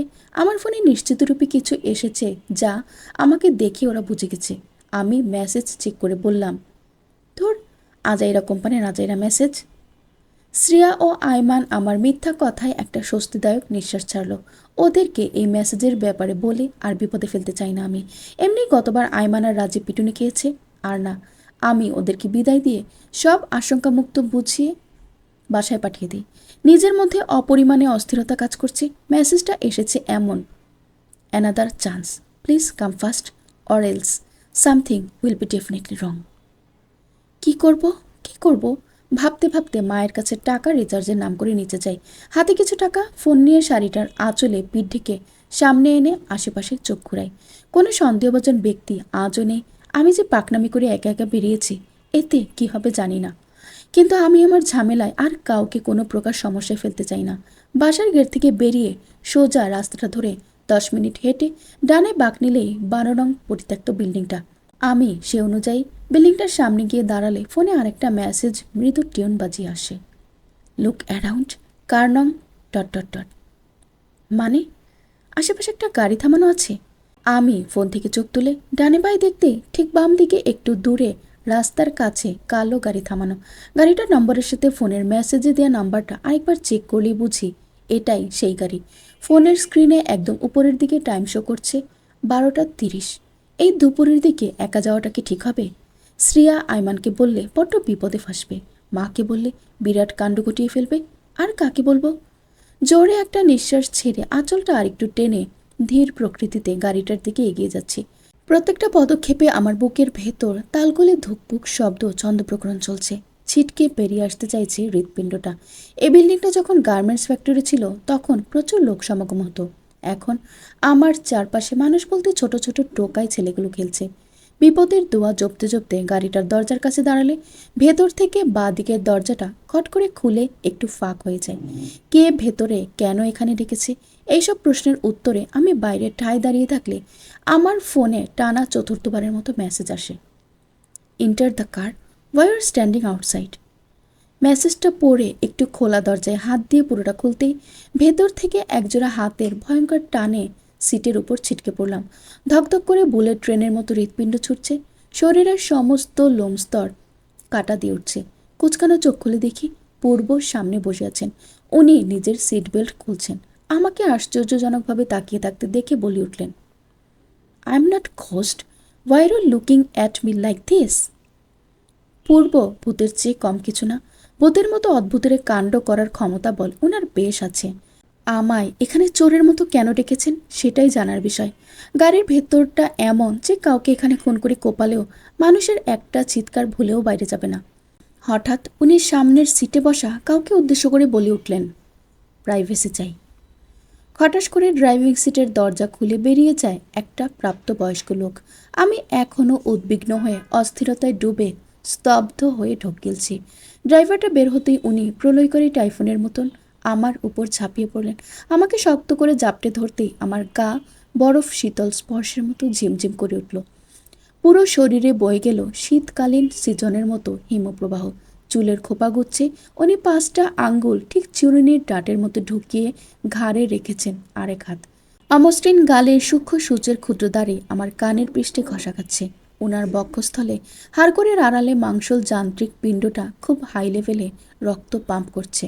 উনি শীতল কোমল কণ্ঠে খুবই অস্ফুট স্বরে বলে উঠলেন, জড়িয়ে ধরবে না? সেদিনের মতো চলে যাব? রি রি করে শব্দযুগলের এক মাদকময় কণ্ঠ কানের ছিদ্রপথে প্রবেশ করে ব্রেনকে চোখের অশ্রু ঝরাতে সিগন্যাল দিয়ে দিল। সেকেন্ডের মধ্যে চোখ ঝাপসা। ওনাকে ধরার মতো শক্তি, সামর্থ্য, ক্ষমতা, সক্ষমতা কোনোটাই পাচ্ছি না। দুহাত খুব কষ্ট করে মুষ্টিবদ্ধ করে খিঁচ মেরে আছি। ওনাকে আমি ধরব না। উনি কানের কাছে আলতো ঠোঁট লাগিয়ে বলে উঠলেন, আমি সত্যি চলে যাব পূর্ণ, তুমি আমায় ধরবে না? ধরব না। উনি একটা নাস্তিক। আমার হাতে একটা ছুরি থাকলে ওনার পেটে ঢুকিয়ে কঠিন মোচন মারতাম। বর্তমানে সজোরে একটা ধাক্কা মেরে ওনাকে ডান দিকের জানালার কাছে সরিয়েছি। উনি চরম অবস্থায় বিস্ময় হয়ে কপাল কুঁচকে আমার দিকে তাকিয়েছেন। আমি দরজা খোলার জন্য হাতের বাম দিক ফিরতেই ডান দিক থেকে টুটটুট করে একটা শব্দ হলো। ডান দিকে ফিরে দেখি ওনার হাতে ছোট্ট রিমোট, যেটা দিয়ে উনি গাড়ি লক করে ফেলেছেন। আমার দিকে আশ্চর্য কণ্ঠেই বলে উঠলেন, তুমি আমাকে দেখে খুশি হওয়ার বদলে পালাচ্ছ কেন? কি করেছি আমি? আপনি একটা নাস্তিক। আমি আপনাকে ঘৃণা করি।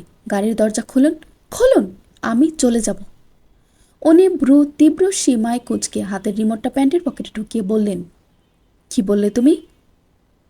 আপনি একটা এথিস্ট, নাস্তিক, ধর্মত্যাগী। আপনাকে আমি দেখতেও চাই না। খুলে দিন দরজা, আমি খুলতে বলছি। উনি মুখের রং পাল্টে ভয়ানক গম্ভীর করে ফেললেন। ওনার নীরবতা মানেই বিপদ, ঘোর অন্ধকারময় বিপদ। উনি আমার খুব কাছে এসে বললেন, আমার কোন জায়গায় লেখা আছে এই নাস্তিকবাদী কথা? প্রমাণ আছে? ওনার প্রবল কণ্ঠে কেঁপে উঠি আমি। পুরো ঘটনা যে রাজীবের কাছ থেকে শোনা, সেটা ওনাকে কিভাবে বলি? বুকে একটু সাহস জুগিয়ে ধীরভাবে পিছিয়ে যেয়ে বললাম, আমি জানি, আমি শুনেছি। আপনি আপনি একটা খারাপ লোক, ধর্মে বিশ্বাস করেন না। আমিও তো সেটাই বলছি, কোথায় প্রমাণ? উনি বলতে বলতে আমার দিকে এগিয়ে আসছেন, কিন্তু আমি পিছাতে পিছাতে গাড়ির দরজার সাথে পিঠ লাগিয়ে চিপসে আছি। উনি এতটাই কাছে এসেছেন যে এখন ওনার নিঃশ্বাস ডিরেক্ট আমার মুখের উপর পড়ছে। উনি হাত এগিয়ে আমার গলার কাছ দিয়ে ঢুকিয়ে আবার বলে উঠলেন, আমার উপর এত জঘন্য ওয়ার্ডের মিথ্যাচার কে শুনিয়েছে পূর্ণ? উপর নিচ হচ্ছে শ্বাস প্রশ্বাস। ওনার প্রতিটি কথার মায়াজালে ফেসে পথ হারিয়ে ফেলার মতো উপক্রম। তবে আমার কাছে সত্যিই কোনো প্রমাণ নেই পূর্ব একজন নাস্তিক। ওনার স্পর্শে হৃদস্পন্দন বন্ধ হওয়ার উপশম। আমি চোখ বন্ধ করে হাতের তালুতে নখ চেপে মুষ্টিমেয় করে আছি। উনি ঠান্ডা গলায় আস্তে করে বললেন, আমার ব্যাপারে সম্পূর্ণ বানোয়াট, বেখাপ্পা, বুনিয়াদহীন মিথ্যা বলেছে পূর্ণ। তুমি কার কথা শুনে আমার কাছ থেকে পালাচ্ছ? চোখ খুলো পূর্ণ। আচ্ছা, রাজীবকে মিথ্যে বলেছে? কাকে বিশ্বাস করব আমি? রাজীব কেন পূর্বের ব্যাপারে শুধু শুধু মিথ্যা বলবে? পূর্ব এদিকে নিজের উপর আখ্যায়িত কথাকে মিথ্যে বলছেন, অপরদিকে রাজীবের উপর বিশ্বাস না করে পারছি না। হঠাৎ মনে হলো আমার মুখের উপর এখন কোনো নিঃশ্বাস পড়ছে না। গলার কাছ থেকে হাতটাও সরানো। আমি ছট করে চোখ খুলে দেখি উনি সিটে বসে চুপচাপ আমার দিকে তীক্ষ্ণ দৃষ্টিতে তাকিয়ে আছেন। আজও নাকি ব্যতিক্রম লাগছে, যা এতক্ষণ আমি ভয়ের কারণে খেয়াল করিনি। ওনাকে বেশিরভাগ টাইম টি শার্ট পরুয়া দেখেছি। আজ উনি কালো শার্ট গায়ে, কালো প্যান্টের সাথে পায়ে ডিপ ব্রাউন কালারের স্নিকার শুজ, জুতার নিচের সোলটা সাদা, হাতে রেডো এডিশনের ব্রাউন ঘড়ি। শার্টের হাত খানিকটা মোটা করে ফোল্ড করা। কল্পপূর্ণের সুন্দর মানুষটা বাস্তবে এভাবে ড্যাম হ্যান্ডসাম হয়ে বসে থাকলে খেয়ে ফেলতে ইচ্ছে করে টাইপ টাইপ ফিলিং জাগে। উনি চুপ করে যে আছেন এটা কোনোভাবেই ভোলা যাবে না। ভয়াবহের চেয়ে ব্যাপক ভয়াবহ বিপদ ওনার থেকে পাওয়ার চান্স স্টিল আছে। আমি দুটো ঢোক গিলে গলা ভিজিয়ে বলে উঠলাম, আমার বন্ধু রাজীব বলেছে, মানে ইনফরমেশন পেয়েছে আপনি আপনি একটা একটা আমি একটা নাস্তিক। আচ্ছা, তুমি এখন 4 মাসের প্রেগনেন্ট, এই কথাটা যদি রাজীব ছড়িয়ে দিত কেমন হতো? কি বলছেন এগুলো? আচ্ছা, আমি তো নাস্তিক, ঠিক না? তাহলে অবশ্যই আমি আল কোরআনের প্রেক্ষাপট মানব না, রাইট? দেন আমাকে কিছু কোশ্চেন করো যেগুলো আমি সিরিয়াসলি পারবো না, বা যেখানে আমি বেখাপ্পা উত্তর দিলে তুমি আমাকে নাস্তিক ভেবে খুশি থাকো। চলবে? আচ্ছা। আমি মনে মনে খুব এক্সাইটেড ফিল করছি। পূর্বকে আস্তিক ও নাস্তিকের ভিড়ে জেরা করব বলে অদ্ভুত একটা উত্তেজনাপূর্ণ অন্যরকম ফিল কাজ করছে। আমার নানা ভাইয়ের একটা কথা মনে পড়েছে, যেখানে নানা ভাই বলেছেন আল কোরআনের কোনো এক সূরায় জ্যোতির্বিদ্যা নিয়ে বেশ তথ্য আছে। এক্স্যাক্ট কোন আয়াত সেটা আপাতত মনে পড়ছে না। সূরা আনআম ছিল মেবি। বলে রাখি, নানা ভাই ইসলামিক স্টাডিজ নিয়ে বেশ পড়াশোনা করেছেন, যেখানে ইসলামকে পড়েছেন খুঁটিয়ে খুঁটিয়ে। আমাদের পবিত্র ধর্মগ্রন্থ আল কুরআন অর্থাৎ কুরআনুল কারিমে বিজ্ঞান সম্পর্কে তথ্য আছে বলে আপনি কি সেটা মানেন, বিশ্বাস করেন? কিঞ্চিত হাসির রেখা ওনার ঠোঁটে ফুটেছে। হালকা নড়েচড়ে উনি গলা ঝেড়ে শার্টের কলার একবার ঠিক করলেন। খুব জম্পেশ একটা লেকচার দিবেন মেবি, জানার জন্য মনটা উৎসুক হয়ে আছে। আল কোরআন একটা বই হলেও মনুষ্য তৈরি না, ঠিক আছে? প্রমাণ হলো সূরা আনআমের 96 নং আয়াতে বলা হয়েছে, তিনি প্রভাত উদ্ভাসক, তিনি বানিয়েছেন রাতকে প্রশান্তি এবং সূর্য ও চন্দ্রকে সময় নিরূপক। এটা সর্বজ্ঞ পরাক্রমশালীর নির্ধারণ। এটা দ্বারা আমরা কি বুঝি? আমরা বুঝি যে প্রভাত ও রাতের মধ্যে সূর্য ও চন্দ্রের অবদান রয়েছে। সূর্য উঠলে বা সূর্যোদয় হলে আমরা একটি আলোকিত দিন দেখতে পাই, যেখানে সূর্যের ভেতর হিলিয়ামের সাথে অন্যান্য পদার্থের বিক্রিয়ার ফলে তেজস্বী কটমট সূর্যের প্রখরতা অনুধাবন করি। এই প্রখরতা যত বেশি হয় তত সময় বাড়তে থাকে। যেমন কড়া দাপুটে রৌদ্র মাথার তালু শুকিয়ে দিলে আমরা বুঝি সময় এখন 12টা থেকে 2টা। এবার চন্দ্র বা চাঁদের ক্ষেত্রে ব্যাপারটা ভাবা যাক। রাতে চাঁদ উঠে বা উঠবে এটা চিরন্তন সত্য। রাতের বেলা কখনো সূর্য উঠবে না, আবার দিনের আলোতে কখনো চাঁদ দেখা যাবে না। রাতের আকাশে চাঁদ স্নিগ্ধ চন্দ্র কিরণ ছড়িয়ে দেয়। আই রিপিট, স্নিগ্ধ কিরণ। সূর্যের মতো তেজপূর্ণ আলো চাঁদ কখনো দেয় না। অর্থাৎ এটা দ্বারা কি বুঝলে? চাঁদ অবশ্যই স্নিগ্ধ, কোমল, প্রশান্তিময়, ঠিক না? চলো 96 নং আয়াতে আবার ফিরি। তিনি বানিয়েছেন রাতকে প্রশান্তি। এই লাইনে দেখেছ, এটাই কিন্তু বলা আছে রাত হচ্ছে প্রশান্তি।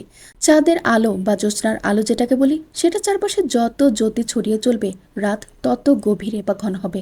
এখন সূর্যের এই প্রখরতা এবং চন্দ্রের এই স্নিগ্ধতা দিয়ে যে আমরা সময়টা পরিমাপ করি, সেটা আল্লাহ পাক 1400 বছর আগে পবিত্র কোরআনে উল্লেখ করে বলেছেন, চন্দ্র ও সূর্য সময় নিরূপক। বিজ্ঞান কয়েক শতাব্দীর সাধনার পরেও এখনও পরিবর্তনশীল। বাট 1400 বছর পূর্বে পৃথিবীতে নাজিল হওয়া কোরআন শরীফ গ্রন্থে আদৌ একটা হরফ পরিবর্তন হয়নি। ইভেন সেটা হবেও না। কোরআন শরীফ সায়েন্সকে ডিসক্রাইব করতে পারে, বাট সায়েন্স কোরআনকে ডিসক্রাইব আদৌ করতে পারবে না। It's magic, not logic. এটাই ধর্ম, এটাই বিশ্বাস। এম আই ক্লিয়ার পূর্ণ? আমার অবস্থা এখন ফাটা বাঁশের চিপাগুলিতে ফেসে যাওয়ার মতো হাল। উনি আমার সামনে যেই লেকচার উপস্থাপন করলেন তা আমি নিজেও কখনো যাচাই করে নিখুঁতভাবে পড়িনি। উনি এতক্ষণ লম্বা লেকচার দিলেন, অথচ গলা আমার শুকিয়ে কাঠ হয়ে গেছে। আমি ঢোক গিলে পূর্বকে বললাম, আমি পানি খাবো, দিবেন? উনি আমার কথা শুনে আরেকটুর জন্য ঠোঁটের ঝলমলে হাসিটা আনলেন না। ইস, উনি একবার হাসতো। ওনার স্মিত হাসিটা যে ঘায়েল করে, আসল হাসিটা দিলে তো পুরো দস্তুর সমেত ঘায়েল করে ফেলবে। উনি সামনের সিটে ঝুঁকে বোতলটা নিয়ে আমার দিকে এগিয়ে দিয়ে আগের জায়গা মতো বসলেন। আমি বোতলের ক্যাপ খুলে 3 ঢোক পানি গেলে নিজেকে একটু শান্ত করলাম। পূর্ব পকেট থেকে রিমোট বের করে এসির পাওয়ার বাড়াতেই বলে উঠলেন, এসির মধ্যেও এভাবে ঘামছো? রিমোটটা পকেটে ঢুকিয়ে ফের দৃষ্টি তাক করলেন আমার দিকে। ভ্রু দুটো উপরে একবার নাচিয়ে বলে উঠলেন, বিশ্বাস হয়েছে? আমি অটলভাবে চুপচাপ তাকিয়ে আছি, উত্তর দিচ্ছি না। উনি আমার চুপটি দেখে ক্ষিপ্র গলায় বললেন, আল্লাহ পাকের কসম, আমি নাস্তিক না পূর্ণ। রাজীব আপনাকে নিয়ে মিথ্যা কেন বলল? ওটা আমি কিভাবে বলবো? ও তো মিথ্যা বলা পছন্দ করে না। রাজীব কেন? আমি কিন্তু সেদিনের মতো চলে যাব। উনি কথাটুকু শেষ করতে দুহাত মেলে বলে উঠলেন, কাম ফাস্ট পূর্ণ, বুকে আসো প্লিজ, জড়িয়ে ধরো। পর্ব 15। আমি কিন্তু সেদিনের মতো চলে যাব। উনি কথাটুকু শেষ করতেই দুহাত মেলে বলে উঠলেন, কাম ফাস্ট পূর্ণ, বুকে আসো প্লিজ, জড়িয়ে ধরো। ঝাপসা ছল ছল দুটো চোখ, বুকের মধ্যে টিপটিপ শব্দ, গাড়ির ভেতরে এসির শীতলতা, সব মিলিয়ে পূর্বের আবেদন ছিল এক নিঃসঙ্গোচ উপহার। আজ কত দিন পর পূর্বের সামনে নিজেকে খুঁজে পেলাম। ঠিক কত দিন পর নিজেও জানি না। মনের মধ্যে উথাল পাথাল চাপা উত্তেজনার সাগরে হাবুডুবু খেয়ে ওনার উপর ঝাঁপিয়ে পড়লাম। উনি তাল সামলাতে না পেরে পিছিয়ে গিয়ে জানালার সাথে পিঠ ঠেকিয়ে 2 হাতে জাপটে ধরলেন। ওনার বুকটার কাছে নিজের মুখটা চেপে ওনার পিঠের উপর 5 আঙ্গুলের শার্ট খামচে ধরেছি। চোখ থেকে দীর্ঘ প্রশস্ত পানি গড়িয়ে পড়ছে আমার। উনি এক হাতে নিয়ে আমার চুলে রেখে অন্য হাতে নিজের সাথে আরও শক্ত যুগলে চেপে ধরলেন। মনে হচ্ছিল আমার চেয়ে 1000 গুণ বেশি যন্ত্রণা ওনার ভেতরটা করে করে খাচ্ছিল। গাড়ির ভেতর হিমশীতল অবস্থা, প্রচুর নীরবতা, শব্দহীন মূর্ছনা চলছে। অনেকক্ষণ পর উনি স্নিগ্ধ নম্র কণ্ঠে বলে উঠলেন, খুব কষ্ট দিয়েছি? না, প্রচণ্ডরূপে আনন্দ দিয়েছেন। এমন আনন্দময় ঘনঘটা দিয়েছেন যে আমি এখন কল্পনাময় অদ্ভুত রাজ্যে ডুবে সারাক্ষণ বিভোর থাকি। খাওয়া নাওয়া ঘুম পড়া সব লাটবাজারে উঠিয়ে আমি সকলের কাছ থেকে পাগলে রাখা পেয়েছি। কি দারুণ না? এগুলো কষ্ট নাকি? উনি অন্যের নীরবতা সহ্য করতে পারেন না, অথচ নিজে নীরবতার মূর্ত প্রতীক হয়ে থাকেন। এ কেমন জ্বালা! পূর্ব নিজের কাছ থেকে আমাকে ছাড়ানোর জন্য আমার বাহু ধরে টান দিতেই আমি আরও কঠিনভাবে ধরলাম। কিসের ছাড়াছাড়ি? আমি ছাড়বো না, একদম ছাড়বো না। উনি কয়েকবার চেষ্টা করে হাল ছেড়ে আমার উদ্দেশ্যে আবার বলে উঠলেন, তুমি আমাকে মার্ডার করতে এভাবে ধরে আছো পূর্ণ, আমাকে ছাড়ো প্লিজ। আমি চরমভাবে ওনাকে চেপে ধরলে উনি অস্ফুটিত কণ্ঠে খুবই নিচু স্বরে উহ করে উঠলেন। শব্দটা এতটাই নিচু ছিল যে কোনো পিঁপড়ার কানেও পৌঁছবে কিনা সন্দেহ আছে। আমি তড়িৎ গতিতে ওনাকে ছেড়ে দিয়ে দেখি উনি কুচকানো চোখ খুলে আমার দিকে তাকালেন। অনেকটা ব্যঙ্গতা সুরে বললেন, তুমি কি শাড়ি পরে আমাকে মেরে ফেলতে চাইছো পূর্ণ? এভাবে মার্ডার করার প্ল্যান? আপনাকে এমন কেন দেখাচ্ছে? উহ করলেন যে? তুমি তাহলে বুঝেছো? উনি আমার দিকে গম্ভীর দৃষ্টিতে তাকিয়ে শার্টের বোতাম খুলতে ব্যস্ত হলেন। কি করবেন উনি? শার্ট খুলছেন কেন? শাড়ির আঁচলে হাত শক্ত হয়ে এলো আমার। দুটো বোতাম খুলে শার্টটা ডান পাশে টেনে বেশ অল্পতায় বুক উন্মুক্ত করলে দেখি বুকের ওই জায়গায় রক্ত চিকচিক করছে। আমি অস্থির হয়ে ওনার ক্ষতপূর্ণ জায়গায় দ্রুত শাড়ির আঁচল চেপে ধরলাম। উনি ঈষৎ ব্যথায় চোখ বন্ধ করে বলে উঠলেন, শাড়িতে কি লাগিয়েছ? সেফটি পিন ছাড়া কিছুই না। তোমার সেফটি পিনটা পুরো ঢুকে গেছে, চেক করো। আমি বাম হাতে ওনার বুকে আঁচল চেপে শাড়ির এপাশ ওপাশ দেখতেই একটা জায়গায় সিলভার রঙের সেফটি পিন পুরো লাল হয়ে আমার শাড়ির ওই জায়গার রক্তের ছোপ সহ লেগে আছে। অর্ধ ঝুলে থাকা রক্তমাখা সেফটি পিনটা টান দিয়ে শাড়ি থেকে বিচ্ছিন্ন করে ছুঁড়ে ফেললাম নিচে।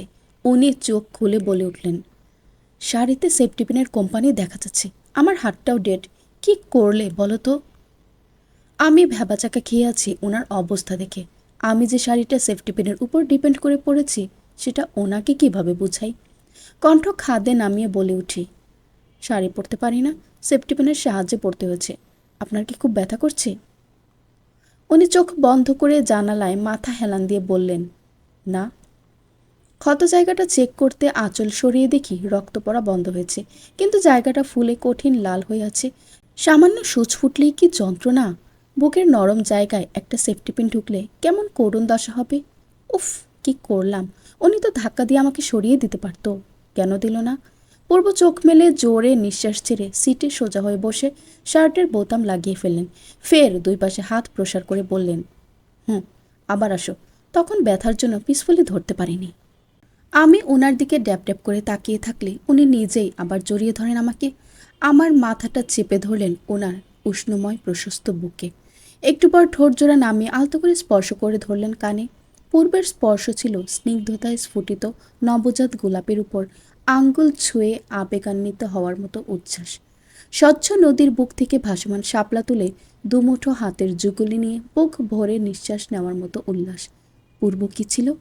কি ছিল ওনার প্রতিটি কর্মে, প্রতিটা স্পর্শে, প্রতিটা মুহূর্তে?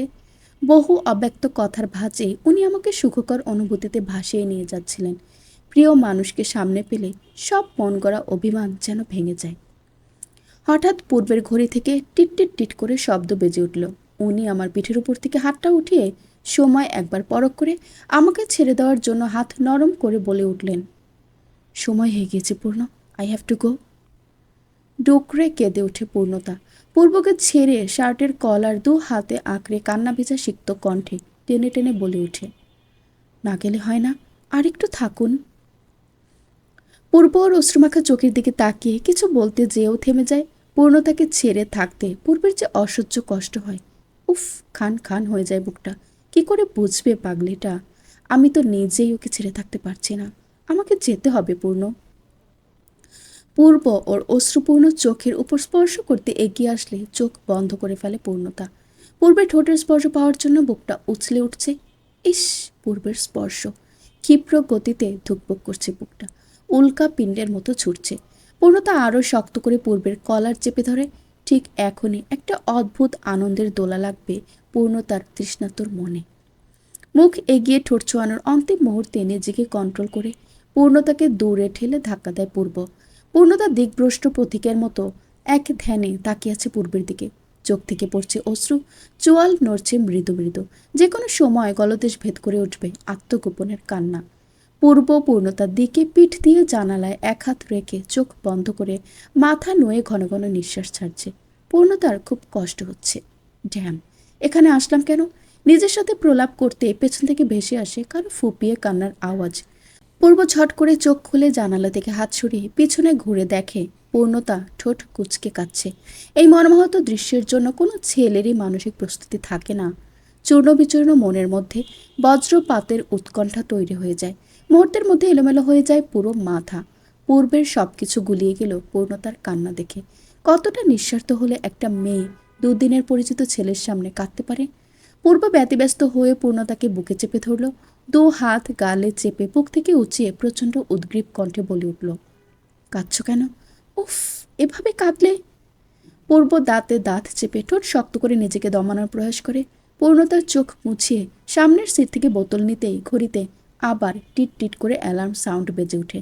পূর্ব আবারও একবার সময়টা চেক করে অন্যমনায় বলে ওঠে, শিট, দেরি হচ্ছে। পূর্ণতাকে জোর করে পানি খাইয়ে কিছুটা স্বাভাবিক করলে তাড়াহুড়ো কণ্ঠে বলে ওঠে, আমায় যেতে হবে পূর্ণ, কেঁদো না। পূর্ণতা হেঁচকির সুরে কেঁপে উঠে বলে, আপনার আপনার সাথে কি আর দেখা হবে না? হবে। কবে? অনিশ্চিত মিটিং সবচেয়ে বড় সারপ্রাইজ। পূর্বের কথার সারমর্ম এটাই দাঁড়ায়, আবার কবে দেখা হবে তার কোনো নির্দিষ্ট ডেট নেই। পূর্ণতা নিজের কোল থেকে হাতটা এগিয়ে পূর্বের দিকে অশ্রান্ত কণ্ঠে অসহায় চাহনিতে বলে ওঠে, ওয়াদা করুন দেখা করবেন। টুপ করে শব্দহীন কান্নার দুফোঁটা অশ্রুধারা চিবুক ভিজিয়ে পড়ল পূর্ণতার। পূর্ব শান্ত হয়ে পূর্ণতার দিকে তাকিয়ে থাকলে কিছুক্ষণ পর পূর্ণতার হাতটা নিজের হাতের ভাঁজে মিলিয়ে লালচে ঠোঁটের পরশ বসিয়ে পূর্ণতার দিকে গম্ভীর মুখে বলে ওঠে, আবার দেখা করব। বলেই হাত ছেড়ে দিয়ে পকেট থেকে রিমোট বের করে গাড়ির লক খুলে দেয় পূর্ব। পূর্ণতা গাড়ির হ্যান্ডেলে হাত দিয়ে পূর্বের দিকে তাকিয়ে দরজা খুলে পা বাইরে দেয়। শেষ মুহূর্ত পর্যন্ত পূর্বের দিকে অপলক চাহনিতে চোখের পানি ফেলে বেরিয়ে যায় গাড়ি থেকে। পূর্ণতা বের হতেই রাস্তার ওপাশ থেকে ড্রাইভার দৌড়ে এসে গাড়িতে ঢুকে চোখের সামনে থেকে চলে যায় কালো নতুনত্বের সুন্দর আভিজাত্য গাড়ি। চুপচাপ নির্বাক চাহনিতে বাকরুদ্ধ হয়ে কাঁদতে থাকে সবচেয়ে অসহায় মানুষটি। উপর দাঁত দিয়ে নিচের ঠোঁট কামড়ে হাতের উল্টো পিঠে চোখ মুছে পা ঘুরায় পূর্ণতা। আঙ্গুলের প্রান্ত থেকে চোখের পানিটা স্বাচ্ছন্দ্যে মাটিতে গোল হয়ে পড়ে। পূর্ণতা চোখ নিচু করে নিরুদ্যমে হাঁটতে থাকে। কেমন যন্ত্রণা, আবার কি হবে দেখা। 1.5 ঘন্টা যাবৎ গোসল সেরে মাথায় টাওয়াল পেঁচে বেরিয়ে আসে পূর্ণতা। বারান্দায় এসে ভেজা কাপড়গুলো তারে নেড়ে দিতেই দ্রুততার সহিত মা বারান্দায় এসে বলে, পূর্ণতা তুই কিছু লুকাচ্ছিস? তারে নেড়ে দেওয়া কামিজটায় ক্লিপ লাগিয়ে বলে উঠলাম, না তো, তোমার কাছ থেকে কিছু লুকানোর ছিল? ওই ছেলের মাথায় সেলাই লেগেছে, বুঝতেই পারছিস কেমন হামলা করেছে। খুবই বড় বাচ্চা বেঁচে গেছে মা, এখন যে পরিস্থিতি মানুষের চিন্তা থাকে না। তুই আমার সাথে ইয়ার্কি করছিস? আমি তো কিছুই বলিনি মা। তোর পক্ষ থেকে কোনো ষড়যন্ত্র ছিল কিনা সেটা আমায় খুলে বল। আয়মান, শ্রেয়ার, রাজীব কখনো এমন জঘন্য কাজ করবে না মা, তুমি ওদের খুব ছোট থেকেই চিনো। আমি ওদের কথা বলছি না মা, তাহলে আমি কিছুই জানি না, আমি সত্যি কিছু জানি না। মা আমার দিকে কিছুক্ষণ অগ্নিচ্ছটা দৃষ্টির মতো তাকিয়ে থেকে চলে গেল। আমি মাথা থেকে টাওয়াল খুলতে খুলতে রুমে ঢুকে বিছানায় বসে মোবাইল হাতে নিয়ে আয়মান ও শ্রেয়াকে কনফারেন্সে অডিও কল দিলাম। চোখ ফুলে আছে, ভিডিও কল দিলে নিশ্চিত পাবো গালাগাল উপহার। ওরা অ্যাক্টিভ ছিল বিধায় চট করে রিসিভ। সারাদিন পর এখন স্মরণ করলে হারামি। আয়মানের চাপা অভিমান, বদমাসটা ইমোশনাল ব্ল্যাকমেল করতে চ্যাম্পিয়ন। বাসার কি অবস্থা? আন্টির কি খবর পূর্ণতা? শ্রেয়ার উদ্বিগ্ন কণ্ঠের কেয়ারনেস গুণটা মাঝে মাঝে আমাকে চরম অবস্থায় সাপোর্ট করে। সবার শেষে আমি বলে উঠলাম, রাজীব ইনঅ্যাক্টিভ কেন, ও কোথায়? আয়মান আমার জবাবে সবসময়ের মতো কথা গুছিয়ে বলে উঠল, তুই বলে কালকে রাজীবকে ইনসাল্ট করছিস, ওইটা ওর গায়ে লাগছে। এখন এই শোকে কই আছে কে জানে। বাদ দে, বাসার খবর বল। দোস্ত, তোদের একটা সিক্রেট বলি, প্লিজ তোরা আমার উপর রাগারাগি বা চিল্লাচিল্লি করিস না। আয়মান এক ধাপ উত্তেজিত কণ্ঠে বলে উঠল, শালার মাইয়া মানুষের আমার এই কারণে দেখতে মন চায় না, কথায় কথায় শালার ফর্মালিটি মারায়। আয়মানের মুখ থেকে অশ্রাব্য গালি শুনে আমি বকতে যাব তার আগেই শ্রেয়ার জবাব, তোর মতো মুখ খারাপের কপালে জীবনেও বউ জুটবে না, আমার অভিশাপ। তোর মতো শাকচুনির দোয়ায় কোনো দিন গরু মরবে না, তোর অভিশাপ তোর উপরেই লাগুক, তুই জামাইয়ের হাতে চটকানা খেতে খেতে মরবি। তুই খুব খারাপ আয়মান, আমায় যদি ভুলেও অ্যাসাইনমেন্টের জন্য রিকোয়েস্ট করিস তোকে জুতা দিব। তোর জুতা আমি বিক্রয়.com বিক্রি করে তোর বাসার নিচে কুত্তা ভাড়া করবো, দেখিস তোরে কেমনে নাচায়। উফ, তোকে কুত্তাগুলো 2 পায়ে দাঁড়াইয়া তোরে ফ্লাইং কিস দিব, বুঝলি? ছি। আমি কল দিলাম নিজের জন্য, এদিকে কুকুর বিড়ালের মতো দুটোর ঝগড়া শুরু হয়ে গেছে। আল্লাহ তুমি রহম করো। আমি প্রচুর বিরক্ত হয়ে বলে উঠলাম, তোরা দুইটা যদি চুপ না করিস আমি সত্যি সত্যি বাঘের মতো সবগুলাকে চাবাবো। ব্যাস, ফোনের ওপাশ চুপচাপ, শুনশান নীরবতা। আমি বিছানার উপর চুল ছড়িয়ে শুয়ে পড়তেই বলে উঠলাম আজকের ঘটনা। পুরো হিস্টোরি A to Z বর্ণনা দিয়ে শান্ত করলাম নিজেকে। আমি ওদের পূর্বের ব্যাপারে তখন না বলে এখন কেন বললাম তাই ভাবছেন, ঠিক না? এই যে বলি শুনুন, এখন যদি না বলতাম ওরা আমার পেট থেকে কথা খুঁজিয়ে বের করতো। আমার এসব সিক্রেট কথা কোনো দিন সিক্রেট হয়ে থাকতে পারে না ওদের কাছে। শ্রেয়া কিছুটা রাগে গলায় বলে উঠল, তুই পূর্বকে যেতে দিলি কেন বোকা? তো কি করব, উনি যেতে চাইছিলেন, আমি আটকে রাখবো? মাঝখান থেকে আয়মান বলে উঠল কিছুটা শান্ত কণ্ঠে, শ্রেয়া তুই আসলে বলদের বাচ্চা। পূর্ণতার বিবরণ অনুযায়ী পূর্ব যেভাবে আসছে প্রচুর রিস্ক নিয়ে আসছে, বুঝছিস? থাক, তুই তো সোজা জিনিস বোঝার মতো ক্ষমতা নিয়ে জন্মাসনি, এই গুণা মাফ। শ্রেয়া আবার ক্ষুব্ধ হলো আয়মানের এই খোটা দেওয়ার স্বভাবের জন্য। ওকে কি করতে ইচ্ছে করে। শ্রেয়া বলে উঠল, তুই একটা ইবলিশ, কথা বলবি না বদমাইশ, একদম বলবি না। তুই তো শয়তানের তল দিয়ে আসর যাস, আমাকে কোন মুখে প্লিজ বলস? তোরা কি শুরু করলি? এই জন্য তোদের সাথে কথা বলতে আমার ইচ্ছা করে না। আয়মান আমার কথার প্রেক্ষিতে বলে উঠল, শোন পূর্ণতা, তুই বলদের কথায় কান দিয়ে পূর্বের উপর রাগ করে থাকিস না। পূর্ব সিরিয়াসলি একটা ডিয়ার পারসন। আনিশার সাথে রিলেশন থাকাকালীন কিভাবে ছিল ওইটা তো জানি না, বাট তোর সাথে যেভাবে মিট করে আমার ভাই কনসেপ্ট বোঝা শেষ। পোলা তোর উপরে হাবুডুবু খাইতেছে। শ্রেয়া আয়মানের খোঁচা খেয়ে বলে উঠল, চোরের মতো কারা লুকোচুরি করে শুনি? কোনো জায়গায় দেখেছিস লুকোচুরি করা ভালো লক্ষণ? দেখ, কাওয়ার মতো কাকা করিস না। আমার মাথা বহুত কষ্টে ঠান্ডা রাখছি। তোর কথা শুনে যদি 49 হয়, উপরে আল্লাহ আছে ভাই, তোর একদিন কি আমার একদিন। উফ, থাম থাম থাম। দেখ বোন, এই কালসাপড়ে চুপ থাকতে বলিস? মাথার ঘিলুর বদলে ঘিলু তো নাই, যা আছে তাও সব নষ্ট। তুই বলতে চাচ্ছিস পূর্ব একদম দুধি ধোয়া তুলসী পাতা? শ্রেয়ার রাগে কণ্ঠ। তুলসী পাতা না তেজপাতা ওইটা তোর বোঝার ক্ষমতা নেই। পূর্বের নাচ দেখে ওর ঘটনা শুই না যেমনে লাভ দিছিলি, অ্যাটলিস্ট তোর মাথায় বান্দরের লেজের মতো চুল ছাড়া কিছুই নাই। পূর্ণতা, পূর্ব তো তোদের প্রমিস করছেই আবার দেখা করব, টেনশন নিস কেন? আয়মানের এই খোঁচা একটু গুরুতর ভাবে লাগলে শ্রেয়া কল থেকে অফলাইন হয়ে যায়। আমি কিছু করার বা বলার আগে স্ক্রিনে তাকিয়ে দেখি Shreya left the group call. যা বাবা, এইবার বেটা আয়মান শান্তি পাক। আয়মান কলের বিপরীতে বলে উঠল, ভালো হয়েছে শাকচুনিটা গেছে। শান্তি পাইছিস? তোর বাদ দে তো। একটা কথা মন দিয়ে শোন, রাজীবের সাথে কথা বলিস না, শালার মাথা ঠিক নাই। পূর্বের ব্যাপারে এত বড় মিথ্যা যে রটাইতে পারে তার দ্বারা সবই সম্ভব। পূর্ব তোরে ভালোবাসে বোন, পোলাটার উপর আমার কেন জানি মায়া লাগতেছে। আমি নিজের চোখে দেখছি রাজনীতিতে যারা জড়ায় তাদের কেমন করুণ দশা হয়। আর পূর্ব তো কমরেড, কমরেড হওয়ার জন্য অনেক শ্রম কষ্ট মনোবল দেওয়া লাগে। পূর্ব যে কত কষ্ট করছে আমি আন্দাজ করতে পারি দোস্ত। সব ছেলেরা ওই আসনে যাওয়ার যোগ্যতা পায় না, বুঝলি? প্রচুর টেকনিক বুদ্ধি সাহস লাগে। আর আজকের কৌশল শোনার পর আমি নিজে একটা ছেলে হইয়া টাসকি খাইছি। জানি তুই কষ্ট পাইছোস, কিন্তু তুই একবার চিন্তা কইরা দেখ, ও একটা ছেলে হইয়া নিজেরা কেমনে কন্ট্রোল কইরা চলতেছে। তুই কিন্তু আজকে একা গেছিলি, পারলে তোর সাথে অনেক কিছুই করতে পারতো, বল করছে? দ্বিতীয় দফায় আমাকে জড়িয়ে ধরতেই উনি সেফটি পিনের ব্যথায় চুপ করেছিলেন। সাথে সাথে ধাক্কা বা সিন ক্রিয়েট করেননি। যখন আমি নিজ থেকে চাচ্ছিলাম উনি আমাকে স্পর্শ করুক, তখন উনি কাছে ভিড়ে নিয়ে উত্তরটা কি আসতে পারে? আমি আয়মানকে বলে উঠলাম, না। ওরে ওর মতো থাকতে দে, তোর চেয়ে কয়েক গুণ বেশি পূর্ব ভালো বুঝে। তুই বিশ্বাস করবি কিনা জানি না, তোর থেকে এই ঘটনা শোনার পর তোর পূর্বের সাথে দেখা করতে ইচ্ছা করতেছে। ওই দিনের গণধোলায় আমি ভুলে গেছি। আমার ব্যাপারে বলিস। আয়মানের সাথে কিছুক্ষণ কথা বলে মোবাইলটা পাশে রাখলাম, চোখের উপর নিজের ডান হাতটা উঠালাম। ডান হাতের উল্টো দিকে পূর্বের ঠোঁটের স্পর্শ এখনো যেন সতেজ প্রাণবন্তের মতো উজ্জীবিত হয়ে আছে। পূর্ব পূর্ব পূর্ব, আপনার পূর্ব দিগন্তে মাতালের মতো দিকভ্রান্ত হইতে ইচ্ছা হয়, বারবার, বহুবার, হাজারবার। প্রতিটা ক্ষণে ক্ষণে অপরাজিতার ন্যায় দেখতে ইচ্ছে হয়। এক পলক, দুই পলক, শত পলক। পর্ব 16।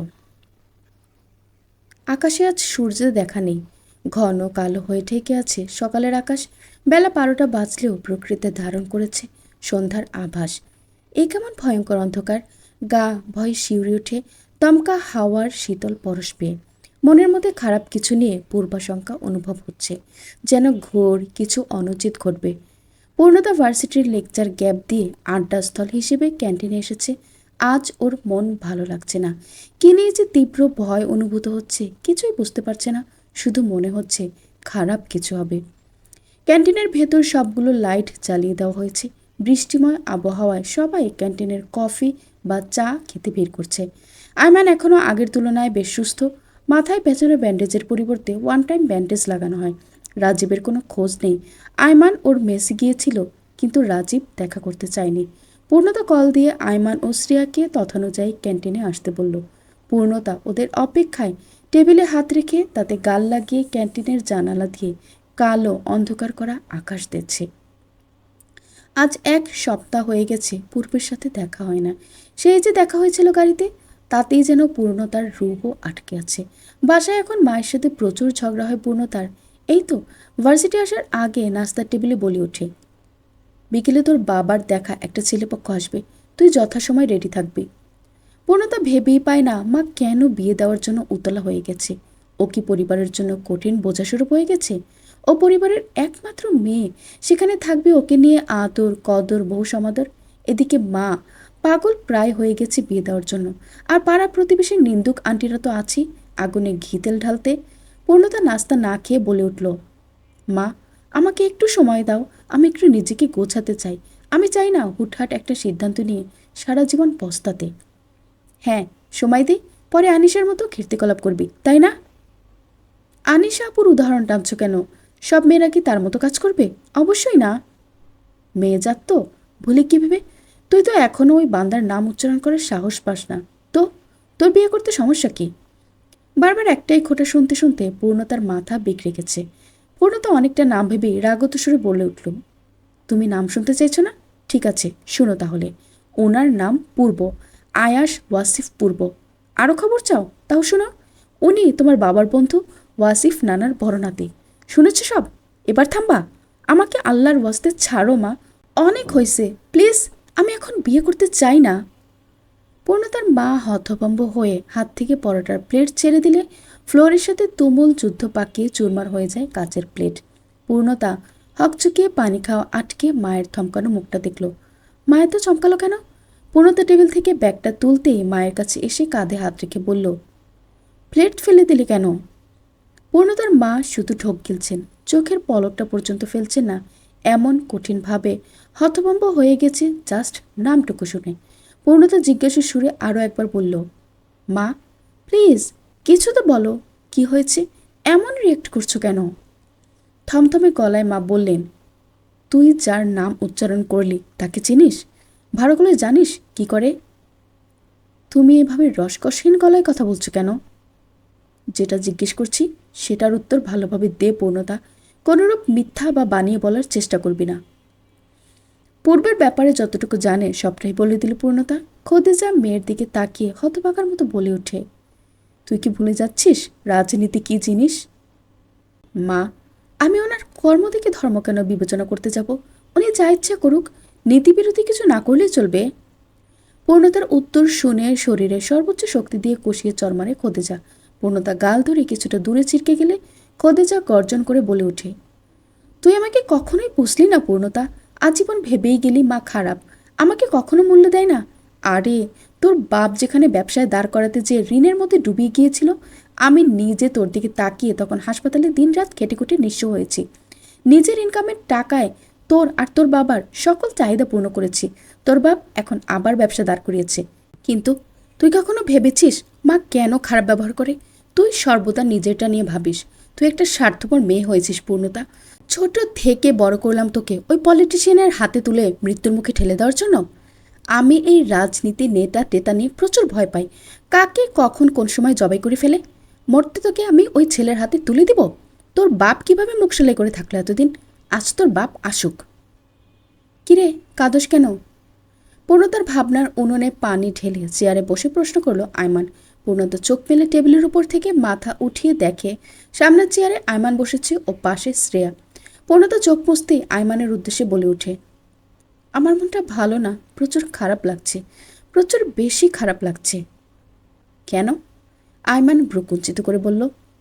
পাশ থেকে শ্রেয়া চেয়ার টেনে পূর্ণতার খুব কাছে এসে পিঠে হাত বুলিয়ে বলে উঠল, আন্টি কোনো ঝামেলা করেছে? বল পূর্ণতা। পূর্ণতা মুখের উপর থেকে হাত সরিয়ে মাথা টেবিলের দিকে নুয়ে বলে ওঠে, মাকে পূর্বের ব্যাপারে সব বলার পর থেকে মন বসে গেছে শ্রেয়া। কি যেন অঘটন ঘটবে, মনটা ভালো সংকেত দিচ্ছে না। আয়মান চট করে বলে উঠল, বইন, মনটারে স্যাটেলাইট বানাস না প্লিজ, ওইটা সংকেত দিতে পারে না।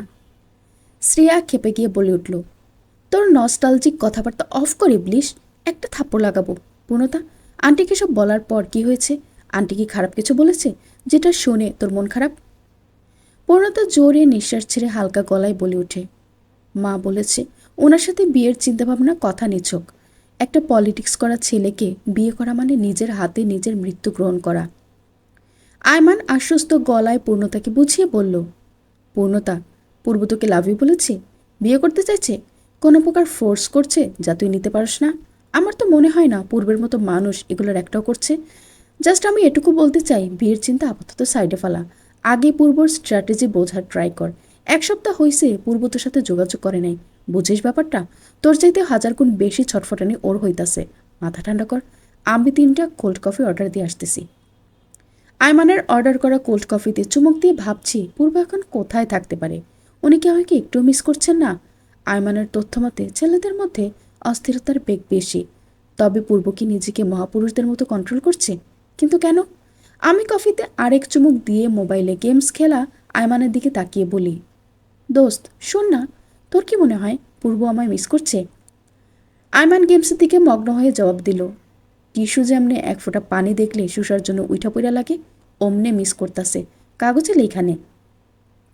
আয়মানের জিলাপি মার্কা উত্তর শ্রেয়ার মগজে ঢুকতেই ওর দৃষ্টি রাগান্বিত করে দিল।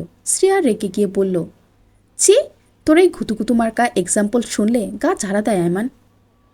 বাইরে ড্রেনের পানিতে একবার চুবানি খা, তাও আমার মাথা নষ্ট করিস না। তুই কি বললি? ওলে বাবুটা, উর্দু ভাষায় বলছি, বুঝো নাই? তুই আমাকে বাবু বললি? হারামজাদা, তুই আমার ভাষা বোঝার ক্ষমতা নিয়ে পয়দা হইছস, আলকাতরা চেঁচাস কেন? চুপ যা। মানে আমার এখন ইচ্ছে করছে হাত উঠিয়ে ঠাস ঠাস করে দুটোর গালের চামড়া লাল করে দিই। সময় নেই, ঘুমায় নাই, বাবু একটা টিকিট দেন। এই প্রবাদের মতোই ওরা যখন তখন ঝগড়া শুরু করছে। আমি ভয়ঙ্কর রাগে চেঁচিয়ে বলে উঠি, তোরা যদি কামড়াকামড়ি বন্ধ না করিস আমি স্যান্ডেল খুলে দুটোর গাল শেষ করব। আয়মান আমার কথা শুনে লাজুক ভঙ্গিতে গাল টুকটুক করে হেসে বলল, তুই দুষ্টু দুষ্টু কথা বলিস না তো, আমি ভালো বলা। ও মা, আমি দুষ্টুমির কি কথা বললাম? ওরা দুটো ঝগড়া করছে, থামতে বলছি, তাতে দুষ্ট কথা কি করেছি? ওই ছাগল, আমি দুষ্ট কথার কি বললাম? তুই না খুবই বাজে হয়ে গেছিস পূর্ণতা। পূর্বর সাথে থাকতে থাকতে তুই এখন ওর মতো দুষ্ট কথা বলিস। কি আশ্চর্য! শ্রেয়ার সাথে কখন আমি কামড়াকামড়ি করছি বইন? এই একটা দিস না প্লিজ, আমার ফিউচার বউ কষ্ট পাইব। আমি শ্রেয়ার দিকে মুখ ফিরিয়ে কিছু বলবো তার আগেই শ্রেয়া ফিক করে হেসে দেয়। শ্রেয়ার হাসিতে আমরা দুজনও অট্ট হাসি ফেটে পড়ি। হায় রে কপাল, কেউ আমাকে এই দুটোর হাত থেকে রক্ষা করো। এই পায়ে পড়ে ঝগড়া, এখন আবার খিটখিটিয়ে হাসি, কই যে যাবো আমি। বাসায় ফিরে দুপুরের খাবার খেয়ে নুরানি ও আমি টিভি দেখতে বসেছি। হঠাৎ দরজায় ক্রিক করে কলিং বেল বাজলো। নুরানি দরজা খুলতে গিয়েছে, আমি সোফায় বসে তাকিয়ে আছি সেদিকে। কে যে আসলো? একটু পর নুরানি ফিরে এসে রুমের দরজায় দাঁড়িয়ে বলে উঠল, আপা, আপনার বন্ধু রাজীব ভাই আইসে, হ্যাঁ রে, আপনার রুমে বসতে বলছি। রাজীব? ও কেন বাসায় আসলো? এতদিন ঘুম থাকার পর এখন কেন বেহায়ের মতো আসলো? পূর্বর ব্যাপারে যে ভয়াবহ মিথ্যা বলেছি, ইচ্ছে তো করছে ওর জিব্বাটা কেচে দিয়ে কেটে দেই। আমি কোল থেকে মোবাইল নিয়ে সোফা থেকে পা ফেলে রুমের দিকে যেতে যেতে আয়মানকে কল করি। আয়মান, দোস্ত শোন শোন, রাজীব এখানে, তুই আর শ্রেয়া তাড়াতাড়ি আয়, জলদি। আমি কল কেটে আমার রুমের দরজা ঠেলে ভেতরে ঢুকতেই দেখি রাজীব আমার আলমারি খুলে আমার টি শার্টের নাক ডুবিয়ে ঘ্রাণ নিচ্ছে। এই দৃশ্য দেখে আমার চোখের কোটর বৃহৎ হয়ে গলা ভেদ করে দারুণ এক ধমক এলো। রাজীব, এটা তুই কি করছিস? রাজীব চমকে উঠে মাথা পিছনে ঘুরিয়ে আমাকে দেখে চট জলদি টি শার্টটা রেখে আলমারি আটকে দিল। আমার মাথা গরম হয়ে উঠেছে ইতিমধ্যে। রাজীব কি করছিল এটা? আমার গায়ের পশম কাটা দিয়ে উঠেছে দৃশ্য দেখে। রাজীব খুব ধীর পায়ে আমার সামনে এসে অসহায় কণ্ঠে বলে উঠল, তুই আমার দিকটা ভাববি না পূর্ণ? পূর্ণ রাখবি না রাজীব, আমার লাস্ট ওয়ার্নিং। তোকে রাগলে কি অদ্ভুত কিউট লাগে তুই জানিস? তুই এখানে কি করতে এসেছিস রাজীব? কেন এসেছিস? একটু আগে কি করলে এটা? তোর গায়ের মিষ্টি গন্ধটা খুব করে মিস করছিলাম পূর্ণতা। আমি তো কখনো তোর থেকে দূরে দূরে থাকতাম না, তুইও পাশেই থাকতি, এই প্রথম দূরে। ছি ছি, তুই আমার বন্ধু হওয়ার। ছেলে ও মেয়েদের মধ্যে কখনো বন্ধুত্ব থাকে না, হয়তো সেটা ভালোবাসার দিকে এগুবে, নয়তো ঘৃণার দিকে। তোর ফিলোসফি শোনার ইচ্ছে নেই রাজীব, বেরিয়ে যায় এখান থেকে। আচ্ছা পূর্ণতা, আমি কি দেখতে খুব খারাপ? আমাকে ভালোবাসা যায় না? রাজীবের মুখে উপচে পড়া দুঃখ প্রকাশ পাচ্ছে, কিন্তু আমার এতে কিছুই করার নেই। আমি ওকে বন্ধুবেশে ভাইয়ের মতোই দেখেছি, যেমনটা আয়মানের জন্য দেখি। রাজীব আমার দিকে এক ধাপ এগিয়ে এসে বলল, চুপ করে আছিস? তার মানে তুইও আমাকে ভালোবাসিস, ঠিক না পূর্ণ? আমিও তোকে ভালোবাসি, বহু আগে থেকেই ভালোবাসি পূর্ণ, কিন্তু সময় ও সুযোগ কখনো পাইনি। আজ বলছি, তোকে ভালোবাসি। তোর কষ্ট হলেও সত্যি আমি তোকে বন্ধুর মতোই দেখেছি রাজীব, তুই আমার খুব ভালো বন্ধু, কিন্তু কখনো বন্ধুর চেয়ে বেশি হওয়া আমার পক্ষে পসিবল না। তুই আমার ভাই ব্রাদারের মতো দোস্ত। রাজীব হঠাৎ ওর অসহায় চেহারার মুখোশ পাল্টে মুখের আভাস রণচণ্ডী রূপে পরিবর্তন করলো। রাজীবের নাক ফুলে উঠছে, হিংস্রতার নিঃশ্বাস ছেড়ে হাত মুষ্টিবদ্ধ করে আমার দিকে এগিয়ে আসছে। পূর্ণতা কপাল কুঁচকে কিছু বুঝবে তার পূর্বেই রাজীব ওর উপর হামলা করলো। পূর্ণতাকে দরজার সাথে চেপে নিজের শরীরের ভর ওর উপর ছেড়ে 2 হাত উঁচু করে দরজার ছিটকিনি লাগিয়ে দিল। পূর্ণতা ভয়ে চিৎকার দিয়ে উঠলে রাজীব ওর মুখ চেপে গলা থেকে ওড়না টেনে ফ্লোরে ঝুলে। পূর্ণতা প্রাণপণে ধাক্কা দিয়ে সরানোর চেষ্টা করছে, রাজীব ওকে ছাড়ছে না। পূর্ণতা ছটফট করতে করতে এক পর্যায়ে কেঁদে দেয়। বাইরে থেকে দরজায় লাগাতার ধাক্কা দিয়ে চেঁচামেচি করছে নুরানি। আপা, পূর্ণতা আপা, দরজা খুলেন আপা। ও রাজীব ভাই, আপনি আমার আপার লগে কি করতেছেন? দরজা খুলেন কইতাছি। ও আপা, আপা গো। রাজীব পূর্ণতার কোমরের কাছ থেকে কামিজ উঠিয়ে পেটে হাত রাখতেই পূর্ণতার চোখ কুচকে বদ্ধ মুখে চিৎকার দিয়ে ওঠে। রাজীবের গলায় ঘাড়ে হাতে অজস্র নখ ঢুকিয়ে ছিলে দেয়। রাজীব উফ শব্দটাও করছে না। পূর্ণতার নখের আঁচড়ও যেন অদ্ভুত আনন্দ দিচ্ছে রাজীবকে। পূর্ণতাকে ছুঁয়ে দেখার মধ্যে যেন ভালোবাসার ইন্দ্রজাল অনুভব করছে। রাজীব পূর্ণতার কপালে চুমু দিলে পূর্ণতা 2 হাতে ধাক্কা দিয়ে ওঠে। রাজীব পুরুষত্বের শক্তি খাটিয়ে পূর্ণতার কপাল থেকে চুমু দিতে দিতে গালে নামলে ধস্তাধস্তি এক পর্যায়ে হতবিহ্বল পূর্ণতা স্থির হয়ে যায়। মাথার ভেতরটা দপদপ করছে পূর্ণতার। নার্ভের অতিরিক্ত উত্তেজনায় হাত ঠান্ডা হয়ে শরীর অসারতা পূর্ণে নেমে যাচ্ছে। রাজীবের দিকে পেটে হাত রেখে খামচে ধরে পৈশাচিক লালসায় নিমজ্জিত হলে চোখ বন্ধ করে পূর্ণতা সাহায্যের জন্য আল্লাহকে ডাকে।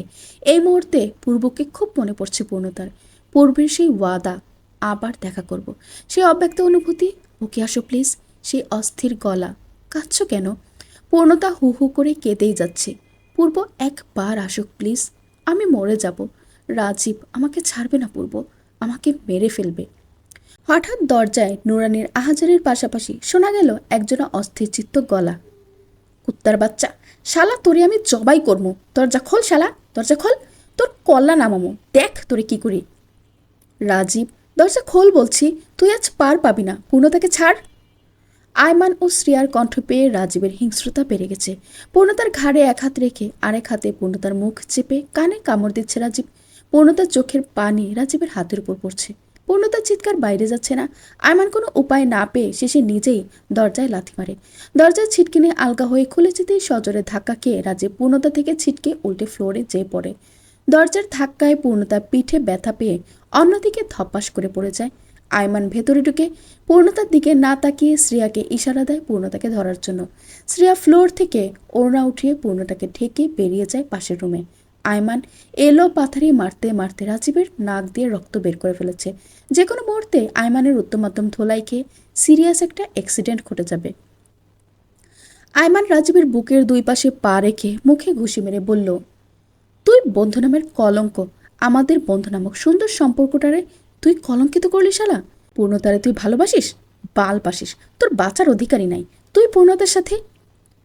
আয়মানের চোখ ভিজে আসে। রাজীব আহত চোখে পিটপিট করে তাকালে আয়মান আরেকটা খুশি দিয়ে বলে ওঠে, আজকের পর থেকে না আমরা তোরে চিনি না তুই আমাদের, মরে গেছিস তুই, আর জীবনেও তোর দূষিত চেহারা দেখতে চাই না। সুদূর মসজিদ থেকে ভেসে আসছে মাগরিবের আজানের সুর। নীল আকাশের কালো মেঘগুচ্ছ এখন বেগুনির রঙে ফুটে উঠছে। দিনের আলো রাতের আধারে সজ্জিত হওয়ার প্রস্তুতি নিচ্ছে। পূর্ণতা বিছানায় শটান হয়ে ঘূর্ণায়মান সিলিং ফ্যানের দিকে দৃষ্টি স্থির রেখে তাকিয়ে থেকে থেমে থেমে চোখের অশ্রু ফেলছে। পূর্ণতার বাঁ পাশে বিছানায় আসন করে বসে নীরবে কাঁদছে শ্রেয়া। আয়মান পূর্ণতার ডান দিকে বিছানায় পিঠ লাগিয়ে বসেছে। নেভি ব্লু রঙের লেভিস শার্টের 2টো বোতাম খুলে বিমর্ষ দৃষ্টিতে ফ্লোরে তাকিয়ে আছে। রাজীবকে পুলিশের হাতে ধরিয়ে দেওয়ার পর থেকে কেউ একটা ওয়ার্ডও উচ্চারণ করেনি। সবচেয়ে বেশি থমকে গেছে পূর্ণতা। ডান কানটায় রক্ত জমে লাল হয়ে আছে, হাতের কয়েকটা জায়গায় নখের দাগ। রাজীব ভয়াবহ রকমের ক্ষতি করতে পারেনি পূর্ণতার, কিন্তু পূর্ণতার মনে খুব গভীরে দাগ কেটে গেছে আজকের ঘটনা। জালিমের হাত থেকে বেঁচে গেছে ঠিকই, কিন্তু জোরপূর্বকের হাত থেকে নিস্তার পায়নি। নুরানি ট্রেতে করে আয়মান ও শ্রেয়ার জন্য লেবুর শরবত এনে টেবিলে রাখে। পূর্ণতার দিকে তাকিয়ে ওড়নায় মুখ চেপে অশ্রু ফেলে। একটু পর আয়মানের দিকে তাকিয়ে কান্না কণ্ঠে বলে ওঠে, আয়মান ভাই, খালাম্মায় আইলে কি কমু? খালাম্মায় আপারে বকবো? আয়মান স্তম্ভিত কণ্ঠে ফ্লোরে তাকিয়ে বলে ওঠে, আন্টিকে কেউ কিছু বলবি না, সব ঠান্ডা হোক, আমি নিজেই বলবো। শ্রেয়া ফুপিয়ে কেঁদে 2 হাতে মুখ ঢাকে। আয়মানের কানে শ্রেয়ার কান্নাধ্বনি গেলে হালকা ঠোক গেলে বলে ওঠে, চুপ কর শ্রেয়া, পূর্ণতা পাশে, তোর কান্না দেখলে পূর্ণতা কষ্ট পাবে। শ্রেয়া হেঁচকির তালে কেঁপে উঠে চোখ মুছে পূর্ণতার দিকে তাকালো। সকালে বলেছিল ওর মনটা খারাপের দিকে টানছে, কিছু অঘটন ঘটার আগাম পূর্বাভাস পাচ্ছে। কেউ বিশ্বাস করেনি, হাসিতে উড়িয়ে দিয়েছে। মাঝে মাঝে মেয়েদের গাট ফিলিংগুলো সত্যি হয়। এই গাট ফিলিং মন থেকে একটা ইঙ্গিত দেয় তোমার সাথে খারাপ কিছু ঘটবে। অনেকে সেটা মেনে নিজেদের নিরাপদ রাখে, অনেকে অবিশ্বাস করে মনের ভুল হবে ভেবে নিজেদের বিপদে ফেলে। আরমান অনেকক্ষণ নীরবতা পালন করে পূর্ণতার শূন্য চোখের দিকে তাকিয়ে বলল, বইন, কিছু তো বল, কাঁদিস না। আমারে আর শ্রেয়ারে একটু বকা দে না। ওই পূর্ণতা। আরমানের কথা শুনে শ্রেয়ার চোখ আবার ঝাপসা হয়ে আসে। নোরানিও দৌড়ে পালায় সেখান থেকে। হয়তো চোখের নোনা জলগুলো এবার বাদ মানবে না। পূর্ণতা কিছুকাল ব্যাপী নীরব থেকে রোবটের মতো ঠোঁট নাড়িয়ে বলে ওঠে, পূর্বকে চাই। শুনছিলেন তোকে ঘিরে গল্প থেকে পর্ব 12, 13, 14, 15, 16। গল্পটি পরবর্তী পর্বগুলো শুনতে চাইলে অবশ্যই চ্যানেলটিকে সাবস্ক্রাইব করে আমার সাথেই থাকুন। ধন্যবাদ।